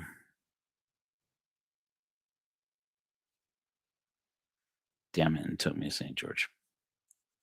There's one in St. George, and I'm in St. George right now.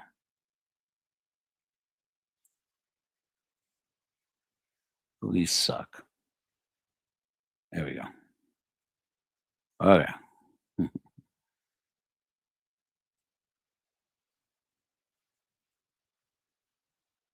If this worked just 2 hours ago.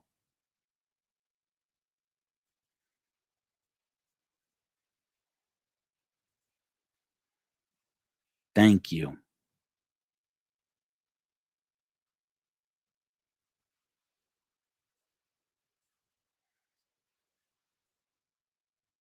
Where are you? Are you guys seeing this? This worked. Google was working when I checked this before. It's not my fault it doesn't work anymore. The reason why I discovered that had to be it was that it was right there we go. Thank you. Thank you. Is that it is right around the corner. This ABC behavioral, it is right around the corner from Kaylin's from Murray Park. See that right there? So you have ABC behavioral and then you see Murray Park right there. This is about, I think, when I measured it out, I don't want to put any numbers in right now and confuse Google because it's having a bad day. But I think I measured from her condo to this ABC behavioral health was almost like 2 miles. And then you jog over here. This is 3900 South. 3900 South. Okay, so that's ABC counseling. Over to here, and what do you have there? The Jordan River. Boom.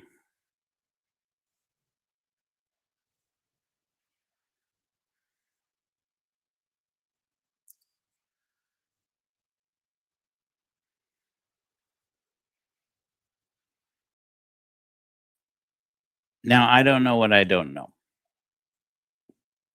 But what I don't know, what I have not seen anybody say is did anyone follow up? Did anybody think to follow up with the men that Kayelyn Louder had been consulting with who had been court ordered to see a therapist for anger management, domestic violence, DUI, and etc. Not that everybody who ends up needing these services is a killer, but why did I have to go and find her LinkedIn profile to find out that much information? And who would have a motive to make sure that didn't get included at all in the news coverage that I read? I don't know. I'm not saying that I know that anybody did. I just think if it were me, I'd go that'd be a very simple way for somebody who hated his therapist to get rid of her and then have everybody spin their wheels and say, well, she must have fallen in the river. Now, as I said before, and we'll wrap up with this, it's a very dark story, and giving all, critical thinking, one of the main standards of critical thinking given to us from philosophers, ancient and modern, and especially one of the greatest philosophers when it comes to critical thinking was Carl Sagan with his baloney detection kit. And in the baloney detection kit, there's this thing that you may have heard of called Occam's razor. Occam's razor says that where you have two possibilities that are more or less equally plausible, the simpler one is the more likely. Now, mind you, it's not the truth. Doesn't mean that it's true. It's just a way of saying that's the one that you're going to have to rule out first because that's the one that's likely. It's a way of prioritizing and ordering it. When I look at all these possibilities, all these theories that came up, all these questions that came up while I was on the ground following this path, and while I was talking to Kayelyn Louder's friend and finding out more about her and her history and the people there, people involved, etc. The thing that kept coming up is nobody knows who Kayelyn was counseling with. Do the police know? Why don't the police ever mention, or why doesn't the newspaper ever mention? Kayelyn was consulting with some people who had a history of violence in the past, and the place where she was practicing allegedly was right down the road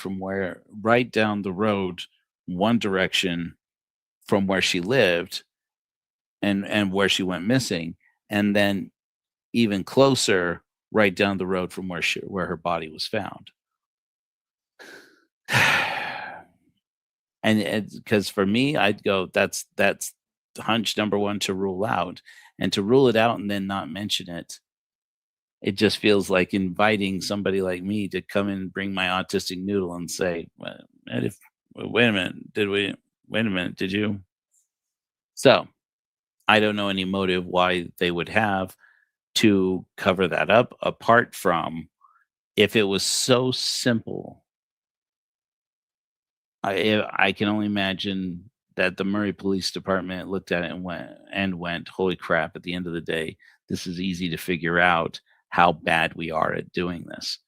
And I admit my bias is to be distrustful of police because I've had so many bad experiences with them, because I am autistic, because I have deconstructed law enforcement, and because I have done way too much true crime to just believe that the police know what they're doing.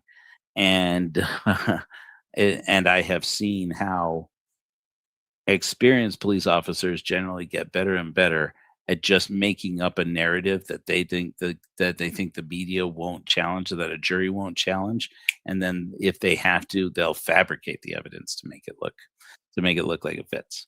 Now, that being said, I just want to have I do feel it written down in my duty to mention again one thing that that doesn't get mentioned in the early reporting. So while Kayelyn Louder was a twin, this is going to be very sensitive. So, and it's going to deal with drugs, and it's going to and addiction and mental illness and suicide. So, just you might want to catch us later if those are things you can't handle right now. Kayelyn Louder had a twin brother who killed himself. And when she went missing, he was in prison. He had gotten very messed up, apparently, in drugs when they were teenagers.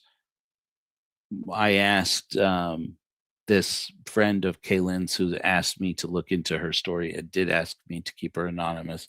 And that's convenient now, a year later, because I don't even remember her name. And I had asked her about this. I said, is that why Kayelyn went into specializing in drug counseling? And she said, yeah. And I said, was it for that or because of her brother's schizophrenia? And she said, schizophrenia. I said, yeah, her brother was schizophrenic. He had a psychotic break when he was a teenager.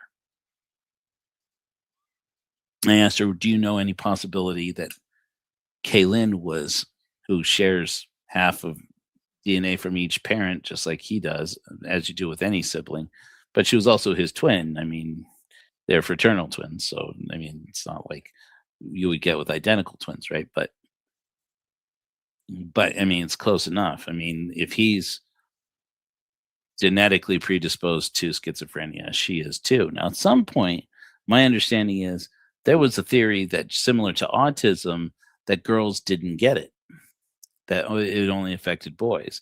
But of course, as we find again and again and again as we move into the future, no, it's that they only test males for things, and so all the science winds up being around the males, and they just don't know how it emerges. It's not that women don't, and it's not that females don't get autism, it's that the doctors don't know what autism looks like among females.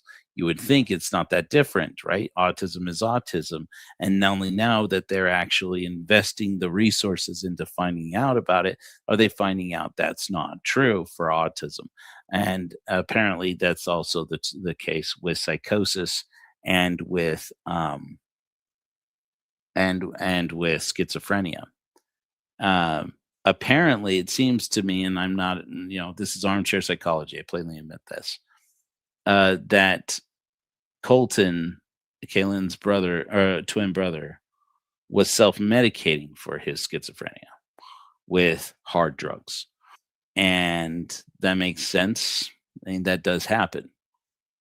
And while he was on drugs, while he was high and also trying to get more, he had a run-in with his uncle who was dealing drugs out of Springville, or I want to say Springville or Spanish Fork down in Utah County, and he killed his uncle. And he went to prison for that. By the time he got out of prison, Kayelyn had been found, and she was gone. And he got out of prison, and very sad to say, he couldn't hack it in the outside world, and he unfortunately killed himself. So I asked this friend of Kaylin's, I said, and as sensitively as I could, I said, do you know if Kayelyn was diagnosed with schizophrenia or if she was in treatment? And she was very defensive, and I get it, because she's had all of these years of people telling her, your friend was crazy, your friend was crazy, your friend was crazy, or at least that she felt like everybody was giving this. And the family has had all these years. Their family spent thousands of dollars. I think I finally tracked down who they hired as their private investigator, and I think it was somebody that had been recommended to them through the church or something. Her parents are active Latter-day Saints. In fact, the community, the people got together and put together a search party where they did a 1 mile radius search around Willow's apartment, which makes sense why they didn't find her. She was well gone from there. If all that time she had been in the Jordan River, they'd have never found her. But they got there's this website called LDS Women, and women from the church, friends of her mother's, of her family, banded around and said, we're going to get every sister in Zion we can muster up to get out here. We're going to get out to this area, and we're going to go out and we're going to put together a search party, and we're going to find Kayelyn. They didn't find her, of course. They didn't find her, we know, because she was found 2 months later. And all that time, these people were told she fell into the river. She must have lost her mind. And then the police released this 911 call trying to shame her as if she is, obviously she's hearing things, because the police got there and there was nobody there, without taking account for the fact that she was sitting there yelling and screaming at them, get the fuck out of my house. And then they left, and the roommate said, there's nobody here. The apartment's locked from the inside, because that's the way apartments are. And nothing has been stolen. But then I had brought that up with the friend, and I said, but there's all this, that the police have come out with about maybe she's hearing things. And she said that her roommate didn't like her. They were always disagreeing. Okay. And that's plausibly true, and that could be the reason why. And I said, do you know any reason why the roommate might have been in on it if her neighbors were, or somebody were harassing her and poking fun at her. And she said, I don't know. It's possible. I said, do you know any other leads on anybody who would have had a reason to hurt her? She's like, everybody loved her. And I was like, obviously, as I got into the story of Kayelyn Louder more and more, what I found is an outpouring of love from two main groups of people. Latter-day Saints, who are family and extended family, obviously loved her to death. Well, that's the wrong wording, but you get what I mean. The other was a group of gay men that she had befriended when her best friend was a gay guy. I said, this guy keeps showing up in her pictures. I'd found a whole bunch of pictures and slideshows and things and dedicated to Kayelyn. And I said, there's this guy keeps coming up and over and over again. So I wouldn't be doing my job if I didn't say, could this be intimate partner violence? Is this obviously her boyfriend? And she's like, oh gosh, him, no, he is very, very gay. And she said, in fact, when Kayelyn moved out of her parents' house, when she moved away from American Fork, she kind of moved away from the church. I'm like, okay, well, that explains the way she dresses. Not that that's a bad thing, but she didn't dress like a young Latter-day Saint. So I'm like, okay, so I kind of figured that much. And she said she moved in with her best friend and a bunch of gay guys, and I said, though, that makes sense now. Then why you see all these photos of her and where she would party and have a good time. They're quite obviously, I mean, they look like the pictures look like friends drinking and smoking. And I'm like, and she is always smiling and she's always having a good time. And she looks like she is among friends and people that she loves and that she trusts. And I'm like, who would want to kill her? And so when I said, I'm just going to ask you sensitively as I can, do you know if she was diagnosed with schizophrenia? And she's like, why do people keep, she reacted strong. She's like, why do people keep saying that my friend was crazy? I said, because her brother had schizophrenia. And she said, but she never showed any symptoms. I said, that's totally valid. But as I looked into it, they didn't know in 2014 this. There was a research that just came out of the United Kingdom recently, since around the pandemic, that they have started to do research that shows that a type of estrogen, because estrogen is not one hormone, there are various estrogens, that there's a type of estrogen that is believed to have a protective effect around the parts of the brain that experience psychosis. And that may be part of the reason why, for a long time, the suspicion was that only boys got schizophrenia and that girls didn't get it too, was that there may be around the time of puberty, boys, the psychosis, the psychotic break, where you start to see and, well, usually hear things, where that strikes, and from that point on, you're going to have some time of having to manage those hallucinations, and it needs to be treated with medicine, it needs to be treated with therapy. From where that psychotic break will happen around late teens, around teenage years for boys, or early 20s. It's more likely to happen at perimenopause for women, for biological women, because that particular estrogen starts to wane. And they don't know that yet, but that's where new research is leading. There's a possibility that you have two people with the same genetic predisposition, but if one of them is born assigned female at birth, or in any event with a high level of this particular estrogen, then that psychotic break may not happen until that individual is in their 30s or older. And so it is plausible, I think, to say that Kayelyn Louder may have had a psychotic break. And that again lends to credibility to the idea of what the police and or media have said, that maybe she did suddenly have a psychotic break and sadly ran to a point where she either wandered into or threw herself into the river. It's plausible. It still doesn't seem to me as possible as this other theory, as plausible as this other theory. But it is plausible. And I don't know of any. And the sad thing for me is at the conclusion, when I talked to Heidi Love about this in the episode that I guess we never released, I said, I guess I have to, at the end of the day, assess on that. Logically, my brain says that Kayelyn Louder probably had a psychotic break and she threw herself into the river or fell into the river at some point, and that this was an accident.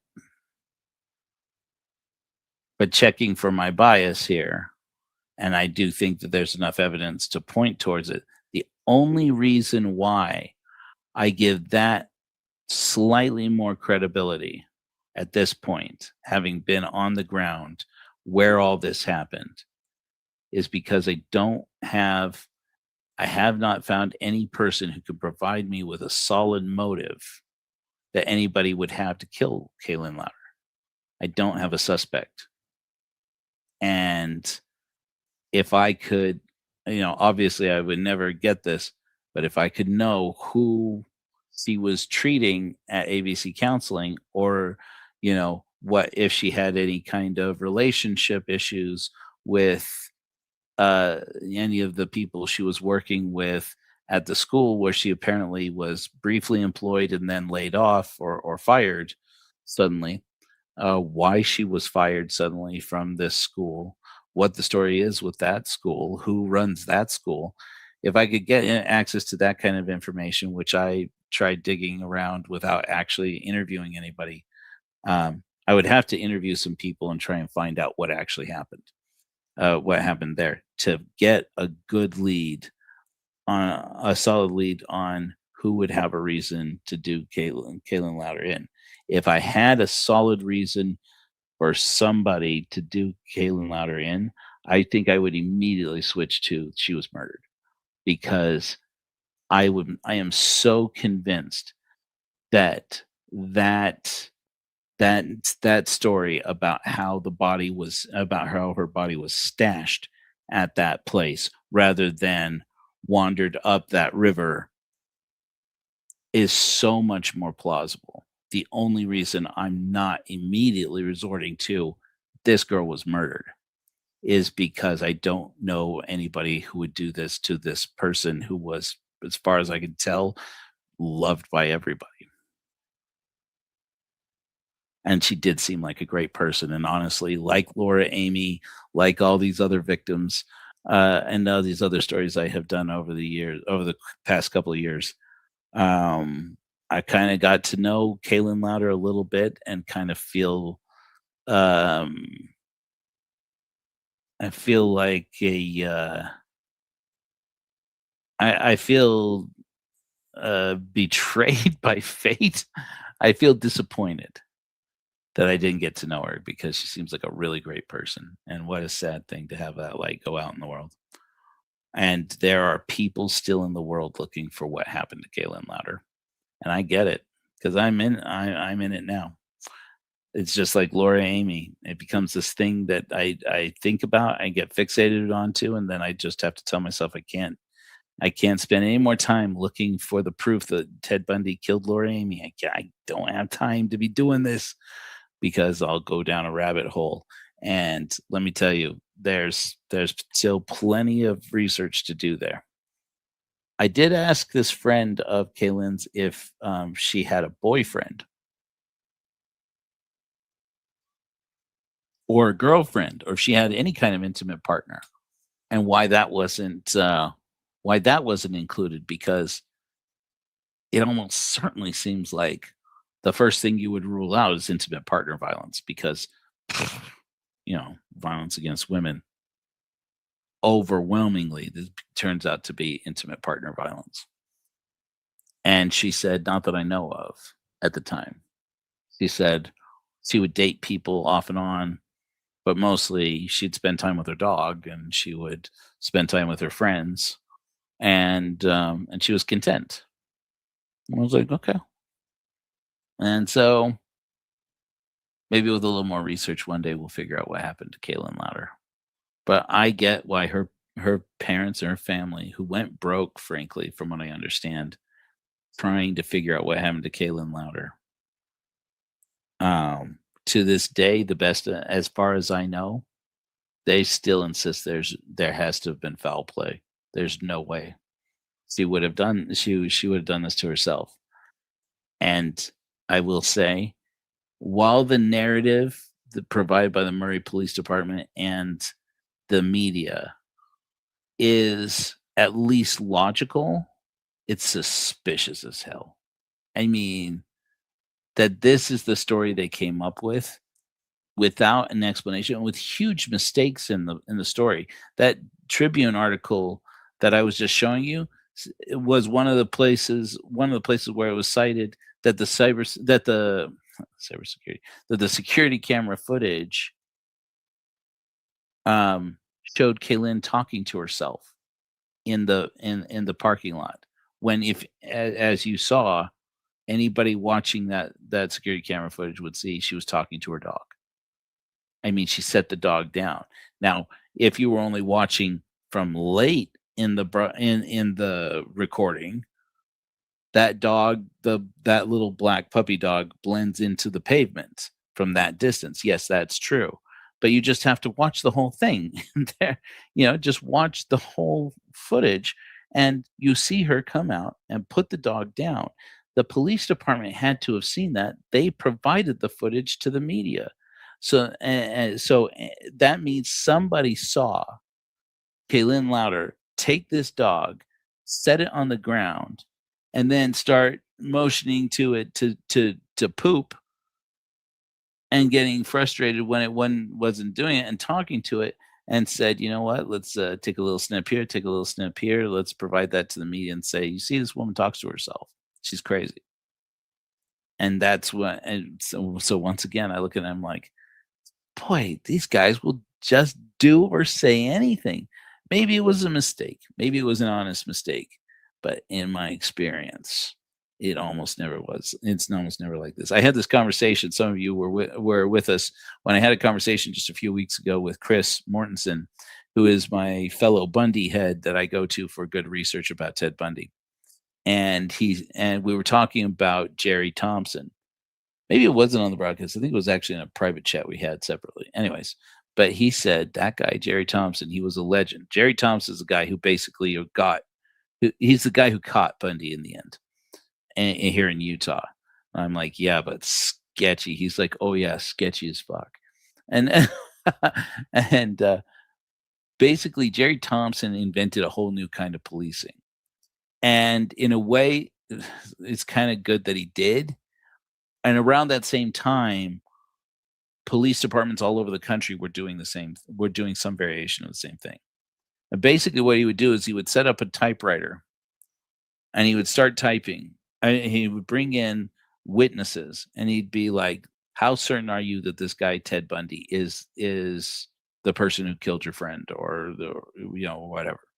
And they'd say, I feel pretty good that all adds up.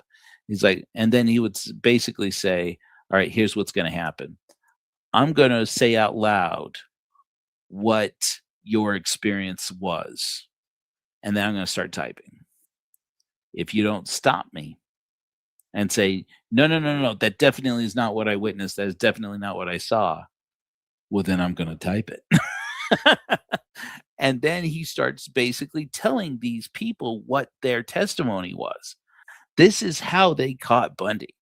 And it's a wonder that they did, frankly. Shoddy police work that it is, frankly. But I mean, shoddy police work or no, they got him. Right at the time, okay, remember this, I know this is a different story, but it's slightly relevant. Kayelyn Louder went missing and was missing for 2 months in the fall of 2014. 40 years earlier, Laura Amy went missing on Halloween night, 1974, and was missing for 2 months and was found on Thanksgiving Day, 1974. In both instances, you have a body that emerges at the end of 2 months. In the case of Laura Amy, the suspicion has been for years that Ted Bundy must have stashed her in a cave in American Fort Canyon, and that's how I even got started on the story, was covering Ted Bundy's cave. And you get these stories that came out that Ted Bundy used to sever the heads off of his victims, and so you could take them home and play with them, and you know that he would keep girls in his apartment, or he would keep them in the basement, or there was a cellar in Salt Lake that's known as Ted Bundy's cellar. And there's another one that's rumored to be Ted Bundy's cave down in Provo. And it's like, there's all these stories that come out of it, but anybody who's written about Bundy will tell you there's no way Bundy could have gotten away with any of that. He was a very bad planner. He had one modus operandi that worked, and he just did that same thing over and over again. He was like the most predictable killer in the world. And that's why people are convinced that Laura Amy is one of his victims, even though there's no evidence that we have seen that confirms it until now. All of a sudden, the Utah County Sheriff's Office says they have DNA evidence that confirms that it was Bundy, and leaving all the researchers I know scratching our heads, going, "Wait, they've had the evidence to prove it was Bundy for 50 years. You've had where have you been? Where has this evidence been?" And when they don't provide the story, that's when we look at it and say, "Oh, this is the Jerry Thompson at the typewriter thing. Oh, we have evidence." Where's this evidence? Where did this come from? What's the story? And we're still trying to figure it out. Now we're back on the case. I've been back on the case now, making phone calls and talking to people, trying to talk to people and say, "What do you know about these DNA samples that Mike Smith claims that he can confirm that that it was Bundy who killed Laura Amy?" Anyways, the reason why I mentioned it, the similarities here. Why did I mention similarities here? Oh, was that in the case with Laura Amy, the presumption was that Bundy must have kidnapped her and taken her somewhere, even though that's not Bundy's MO. It very much is against Bundy's MO. Little clue, if you ever do any Ted Bundy research, please don't take my word for it, become your obsession in life, and it'll make you feel dark and miserable. Is that he would usually kidnap girls, and he would usually hurt girls when he was drunk. But one of the things, and then when he would recount it later, he'd be, and they'd be like, "Ted, tell us where you stashed the body. Tell us where you stashed the body. Tell us where you stashed the body. Tell us where you picked her up. Tell her how you got her in the car. Tell us how you did. Tell us how you did it." He would occasionally, when he would break, he'd say like, "Man, I was so drunk. I was so drunk." And the day that they found Laura Amy down in American Fort Canyon, and it had been 2 months since she was gone. And again, for some reason with Kayelyn Louder, no suspicion is being made for the 2 months that she was missing, that she was kidnapped and held somewhere, and then murdered, and then stashed in the river. And ironically for me, I don't buy it for Laura Amy's case, because as my friend Chris Mortensen and I figured out, the weather report for that day in American Fort Canyon said that it was, oh really? Oh yeah, no, Laura Amy? Who else would she be? That it was spitting snow up the canyon in American Fort Canyon, and the police said that's silly. Snow makes the body rot. It's moisture. Moisture makes a body rot. And she was too well preserved. She was the rigor mortis was too new in her body. So that means that Ted Bundy must have stored her somewhere, and must have kidnapped her and hid her somewhere. And she was alive for 2 months, presumably being assaulted over and over again, until Bundy was done with her, and then he did her in, and then he stashed her. But that doesn't make sense. It doesn't follow Bundy's MO, and Bundy wasn't one to change up his MO, because he almost got a thrill out of doing it in a way that he would probably get caught and flaunting in front of law enforcement that they wouldn't catch him and in front of other people. That whole story starts out with Bundy.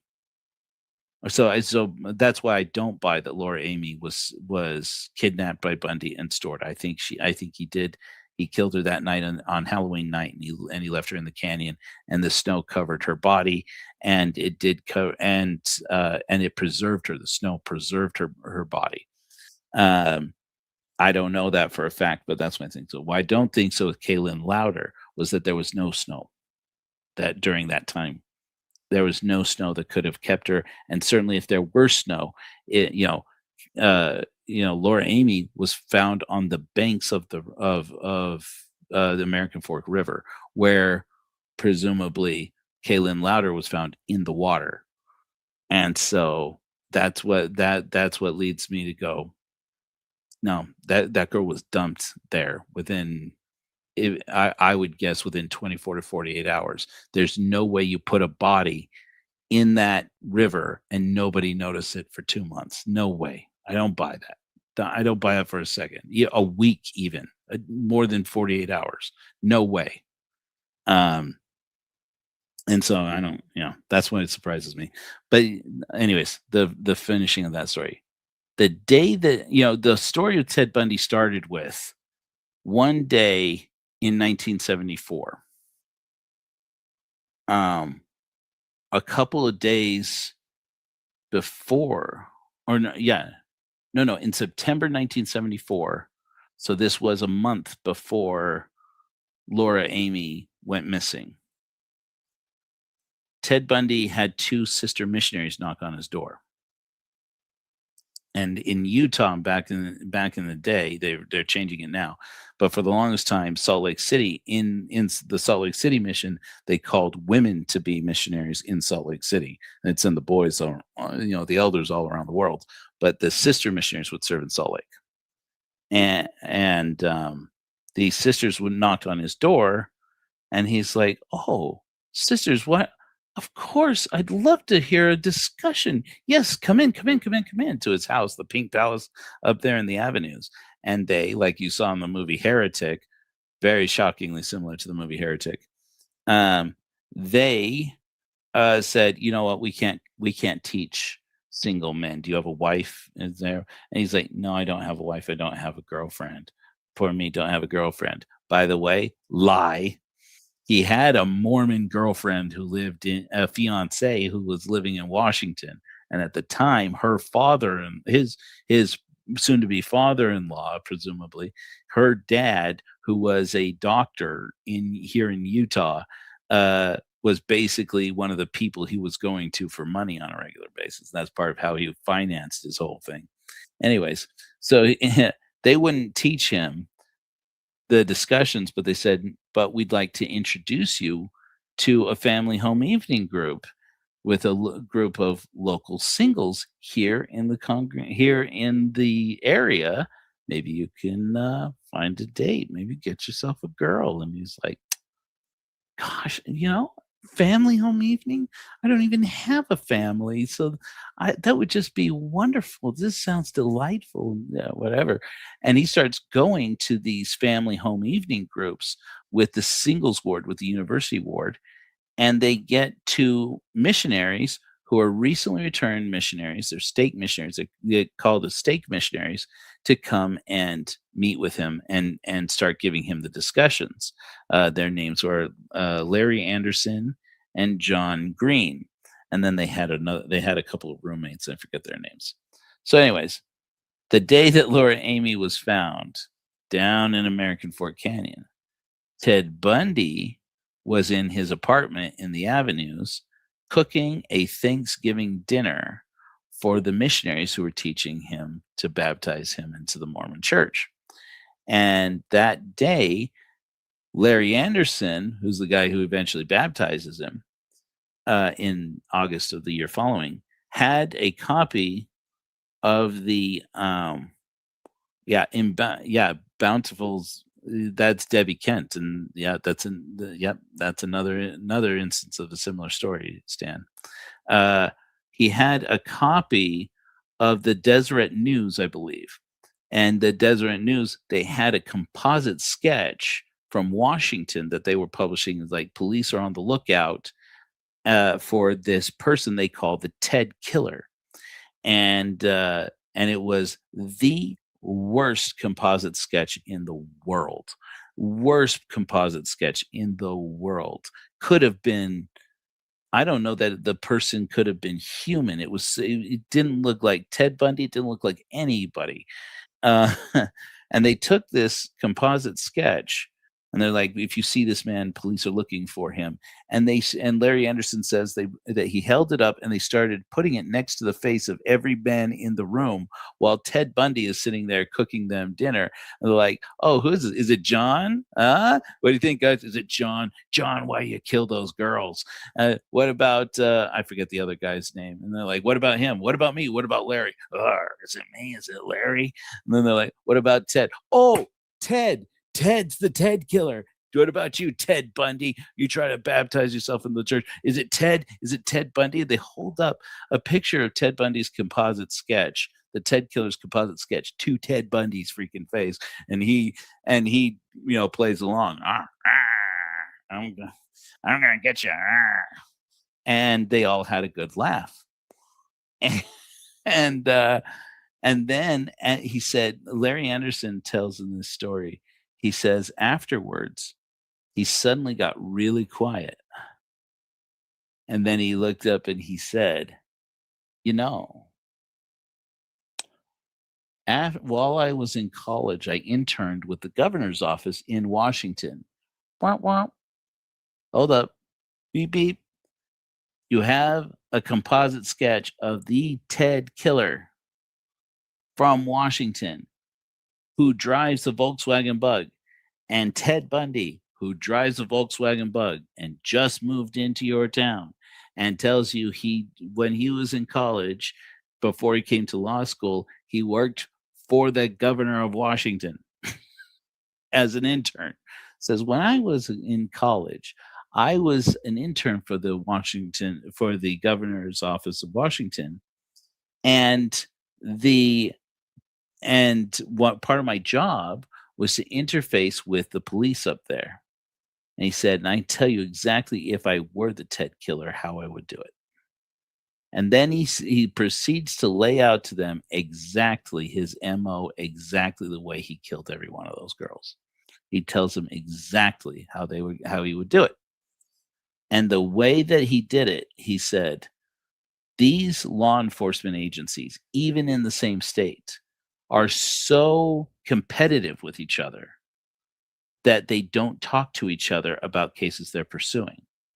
He said, so what I would do is I would pick up, if I wanted to do this, if I wanted to be the Ted Killer and get away with this is what I would do.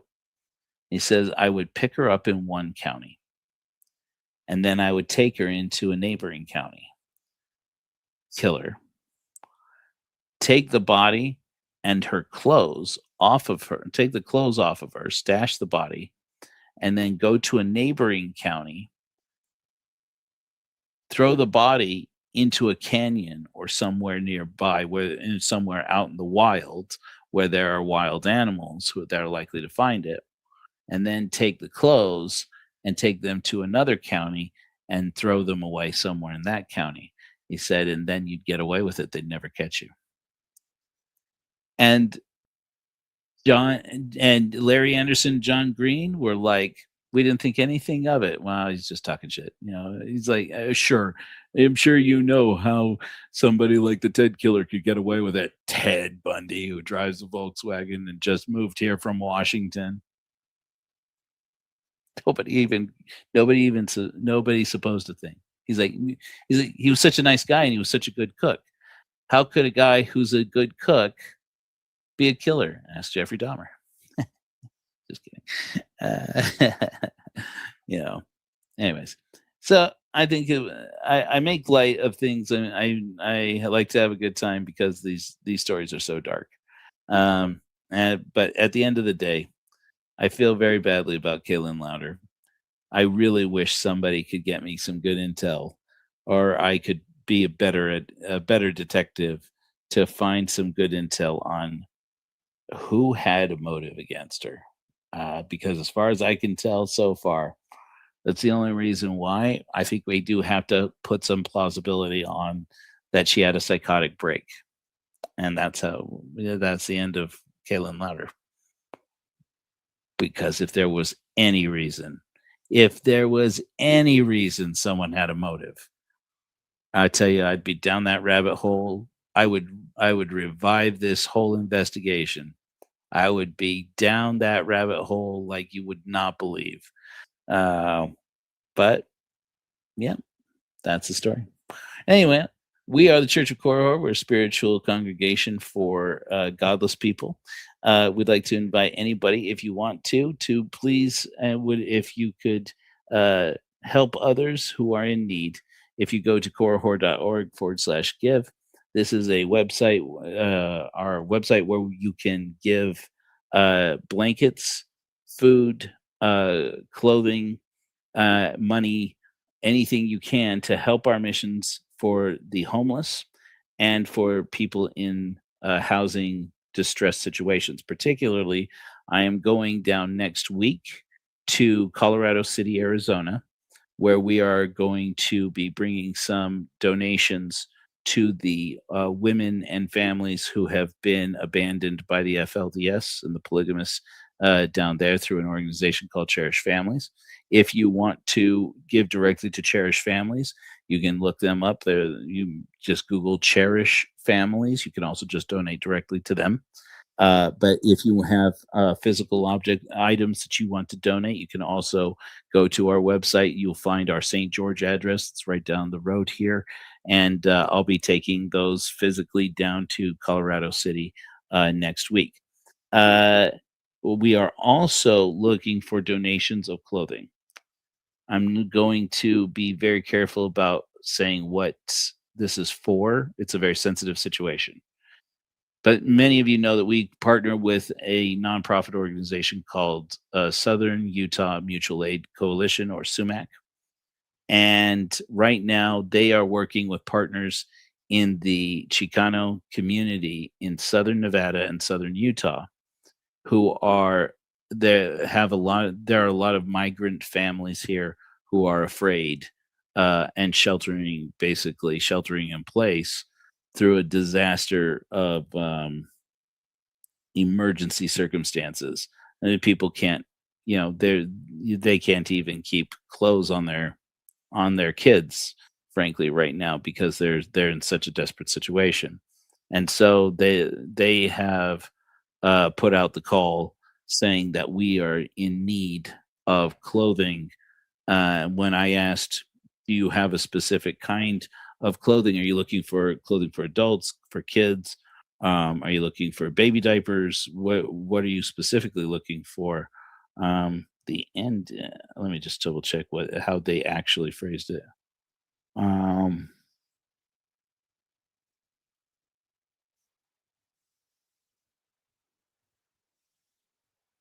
They said they haven't gotten back to us. So do not exactly know. But in any event, they did say that it would be any donations of any clothing, that it is for families. So if you have extra clothing that you're willing to donate to go to Chicano and Mexican American families that are in need, that'd be greatly appreciated. You'll want to get them down to St. George before Wednesday of next week. Otherwise, we also have other drives that we will make sure that they get to them. All the monetary donations through the form at korihor.org/give. All the donations that come through that order form go directly to the work. I don't get paid a salary out of that or anything like that. That goes to the work. So I want to thank you guys for joining me. Here's to hoping we do find out ultimately what happened to Kayelyn Louder and put her story to rest. Now we're going to end with a little more upbeat note, something to kind of keep our spirits strong, our godless souls carrying on strong. We did on yesterday's surprise emergency sermon, we did My brother is cold. I'm inclined to think for some reason today a good one would be a one that I wrote specifically as part of my sacrament for coping with my divorce, and that's the girl I remember. Until next time, my friends, that'll be Sunday. We'll be having another godless sermon. I believe this is number 47 now. We're coming along. The Church of Korah Horde is for real. Until I see you guys again, flash bright, my friends. I remember still in a church that I'd left, your mother's plastic ivy, your sister's borrowed dress, and goddess that I'd met only a few weeks before.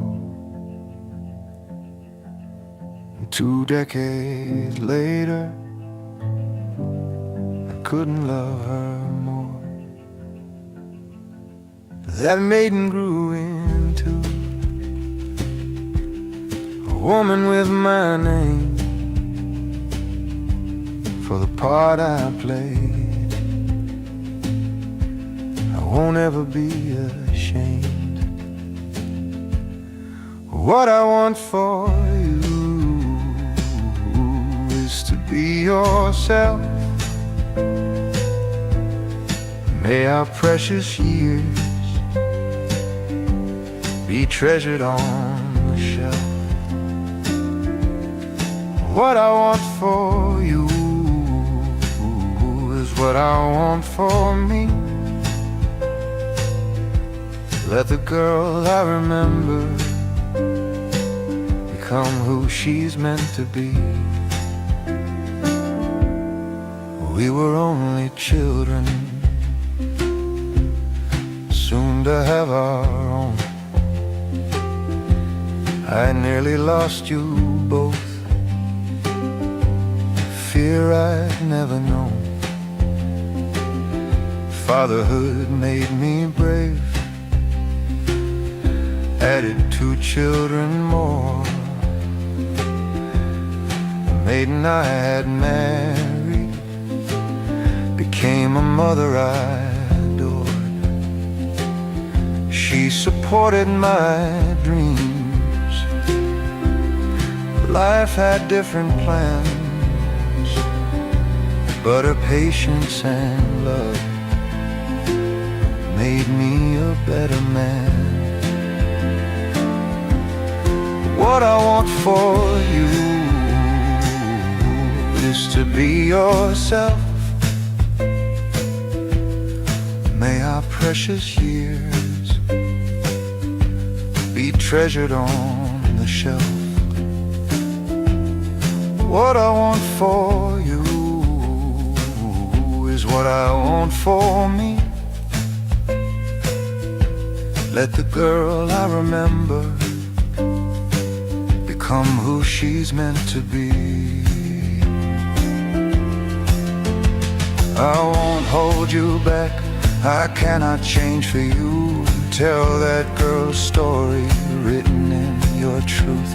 Don't think that I forgot your sister's borrowed gown, how I wept like a child as we swore those vows. I was privileged to watch